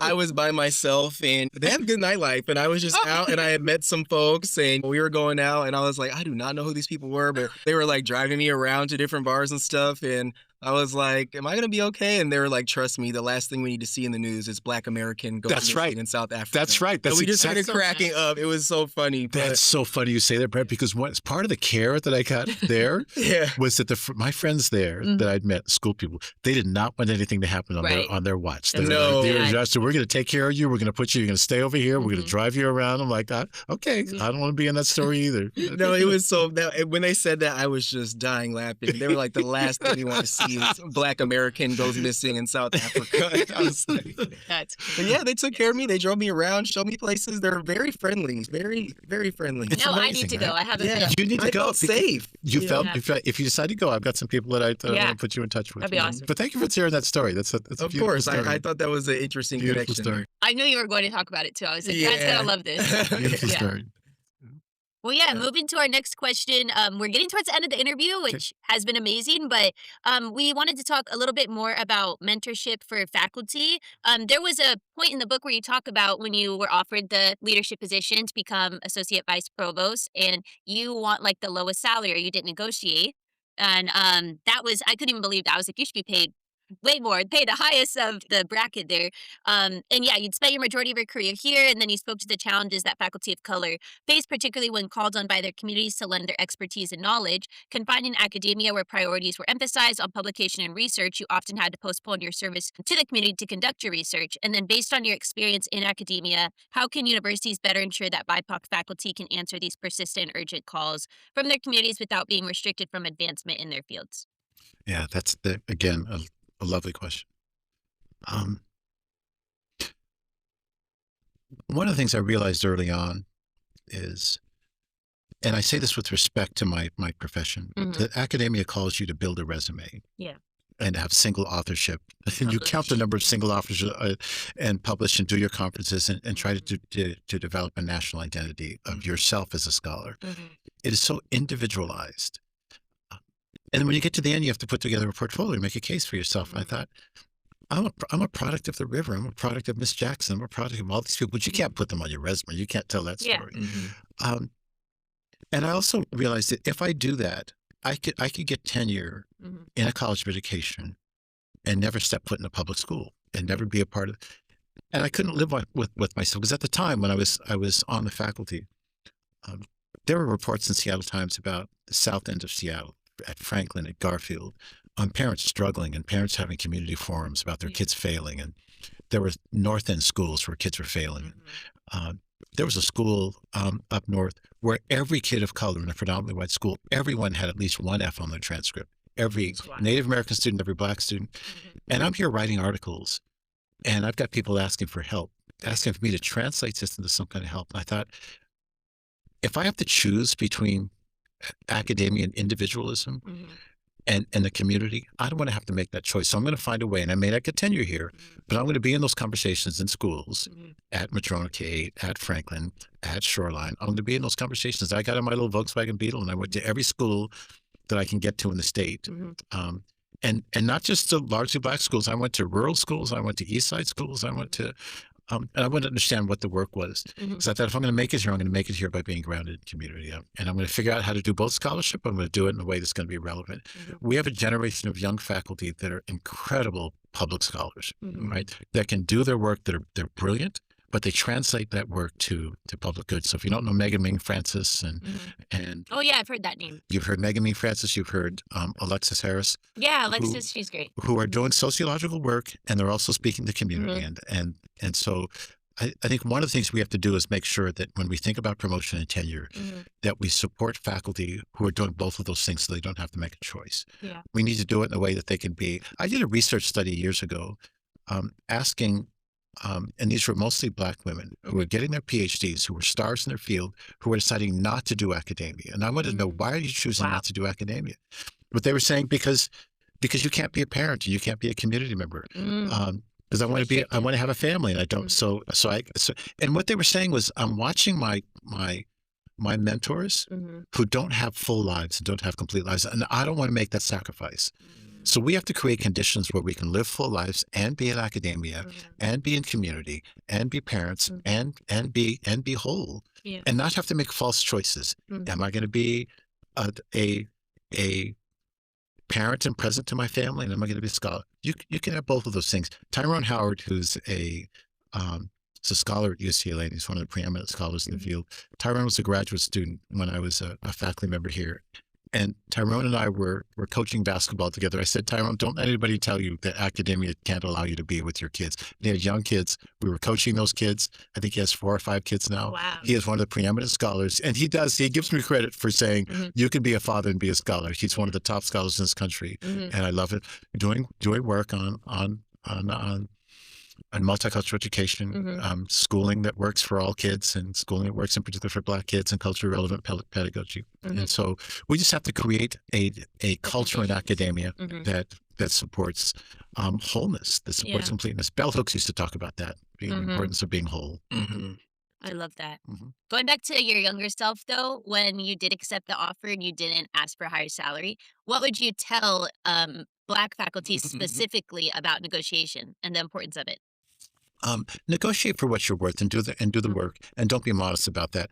I Mhm. wouldn't say that was a mistake, but one thing I wanted to make sure I wasn't doing was when I became an administrator to get caught up in salary, Yeah, to get caught up in whatever comes along. the money because you weren't in it for the money. And I was also afraid, especially during it was around the time of the recession. Hmm. And what the Seattle Times used to do is say, here are the highest paid people, And then your name would be. and here are the lowest paid.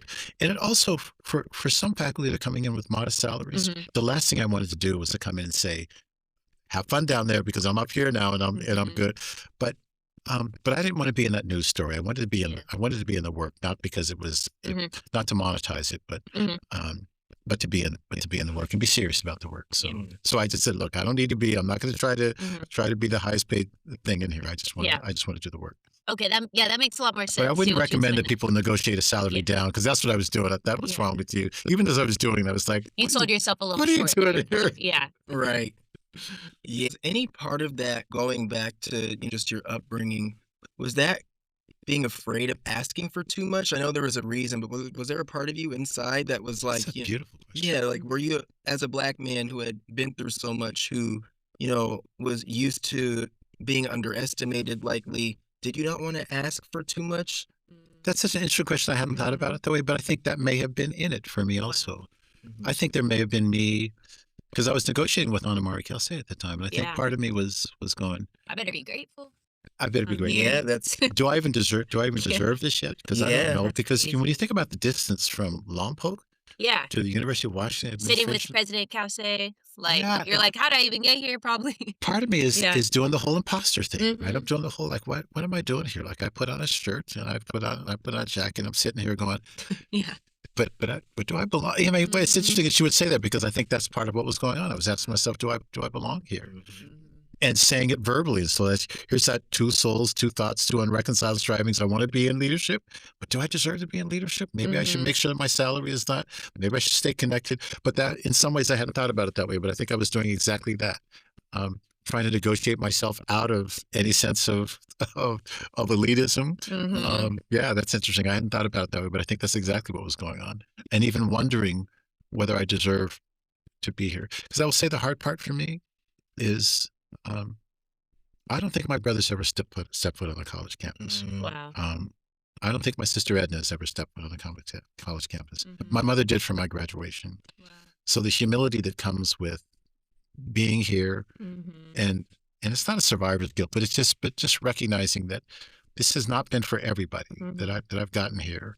And again, it's a little bit of the where are your people at, Ed, as you graduated? You've got a cap and gown on, but where are your people at? Mhm. And so I wanted to make sure that I'm staying close. But I hadn't thought about it that way, but that's a powerful insight. And I think that's true. Yeah, I feel like that's likely common for a lot of Black folks once you Yeah. climb the ladder. I was getting my first full-time job outside of school, or while I was still in school, and I was getting my first full-time job. And I remember I was supposed to negotiate for a salary, and I felt like, "Oh, I should be grateful. Like, I don't want to ask for more money. Like, I don't even want to advocate for myself because I'm just grateful that I'm even having this opportunity to, work Mhm. in this position." And so that's why I wanted to ask, because I feel like it's part of that conditioning of inferiority. Like, Mhm. we should be grateful. You've made it here. You're in this institution. You should be grateful. And I feel like, especially at like, not especially, but even at progressive institutions, right? Because we feel I guess you could say, the warmth and acceptance, but there's still that inner knowing of the institutional racism that is embedded within the system. Yeah. And often Black people ask for more, they'll find someone who might do it for less, or just that feeling of people say, "Oh, are you a DEI hire? Are you?" So Yeah. there's a lot of factors, and maybe us not wanting to push that too much. And so I'm grateful Tiana asked for that advice that you may have had. You said it also, and I'm sensitive because I hadn't anticipated even saying this out loud. And she brought this up with my question, but with your question, um, part of what I also saw was when you prop Black people up in positions. Mhm. I'm overstating this. Part of the game has been to get people in elevated positions and then topple them over. So when I think about the O.J. Simpsons, we get so much entertainment out of watching you fall. Tiger Woods, just watching you fall. Michael Jackson watching you fall. And so we propped you up there, and then when you fall, like, it becomes a source of entertainment in itself. And I thought, I don't want to play that game either. I don't want to get here and then have that tear down process be part of the entertainment for folks. So I'm going to see if I can earn my way here. I'm going to stay humble in this, but I'm not going to let you play that game of, there's going to be a newspaper article about some Black administrator who did that, because that's they find something out, like they did with Claudine Gay, right? And so when you get too when you get too comfortable, and suddenly then you watch that process with Claudine Gay, you watch the amount of vitriol toward her, this woman who is brilliant, who's made it, and then this public spectacle of watching you then tumble, destroyed.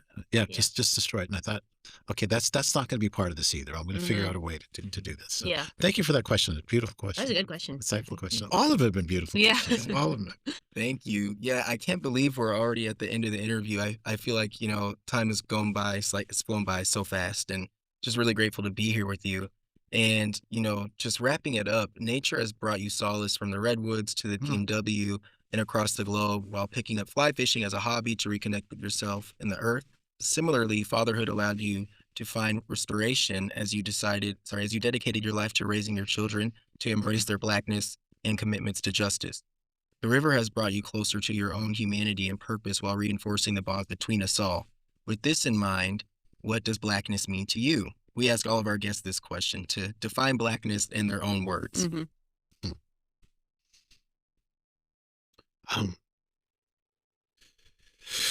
To find joy, to find healing, to find reconciliation,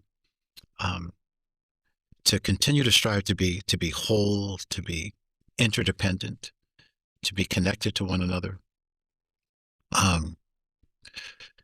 to lead a nation, to lead us toward healing, to be exemplars of what it means to be better, to be truthful, and to hold our nation to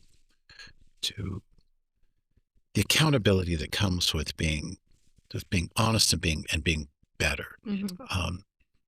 I see Black folks leading in this way, and I must say, and I'm not saying this because you two are sitting here, it's a prideful thing for me to sit in the presence of the two of you. It's a really remarkable thing. Is to see the depth and the hope and promise that you represent. I found just sitting here across from two of you to be really inspiring. So you need to do more of this. You need to do it as much as you possibly can, and we need to get behind. So please keep it up. Yeah. The depth by which you engaged all of this has just really surprised me. It's taken me back a little bit. So I'm grateful for that. But then again, there's that sense of pride and brilliance in the both of you that just inspires me. So thank you. I appreciate it so much. And again, we're so grateful to have you here. And I do have a fun question. Brad, if you want to ask one fun question too from our list, if that's okay? Yep. Okay, so I know you mentioned music was something that grew up in the house with, and you always listened to that as a kid, especially with your mom. And so I wanted to ask you, what is your favorite artist or song? I go back to Marvin Gaye a lot. And I go back to anything Marvin Gaye, and I go back to Luther Vandross a lot. And I was watching a documentary, and I had no idea that Luther started with Sesame Street. I didn't know that. I watched the documentary on Luther Vandross. He started singing for Sesame Street, and he's still brilliant. And so sometimes when I need comfort, I put on Luther. My mother used to listen to Luther, and there's a performance that he did that we watched together. He sang "A Change Is Gonna Come" with this big band behind him. It is such a beautiful performance, and sometimes I'll just go back and turn that on again and just be inspired by Luther. I love that. I love that. Yeah, I know you mentioned in the book, your family music was a big part of your household. You said your mom and your sisters would be dancing. They do the Soul Train line. Yep. And then I think you said you and your brother were kind of, you guys were too cool for school. That's right. That's right. That's right. I love that.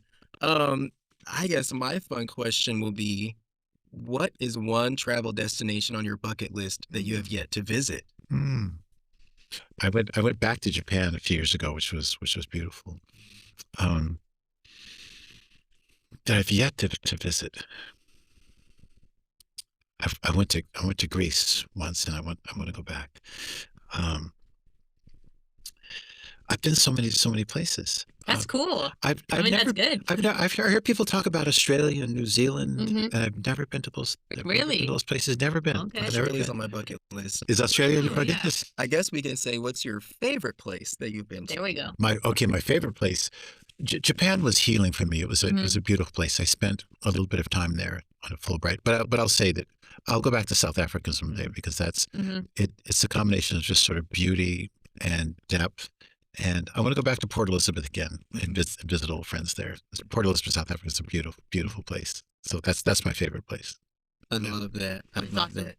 Yeah, thank you so much for sitting with us today. Yeah, you're amazing. I'm just Everyone needs to read this book, The Power of the River. It's so good. You can find it on Hinton Publishing. I think pretty much anywhere, right? You just look it up. I don't know. I need to get a copy. This is the only one I'm seeing. I should get my own copy. Yeah.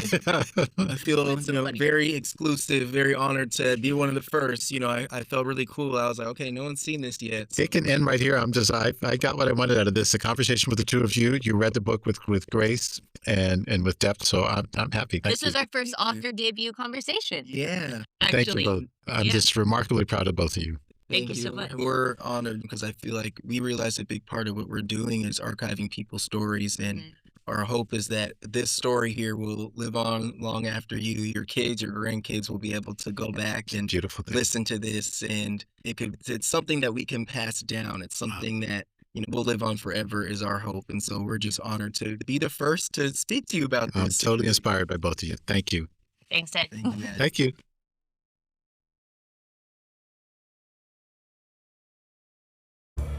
We deeply appreciate your support as we work to uplift the Black community and explore our unique experiences within the Black diaspora on Identity Unboxed. Authenticity is your guide to cast an impact on the world that you will be proud of. Signing off with pride, Tiana and Brad. Thank you so much.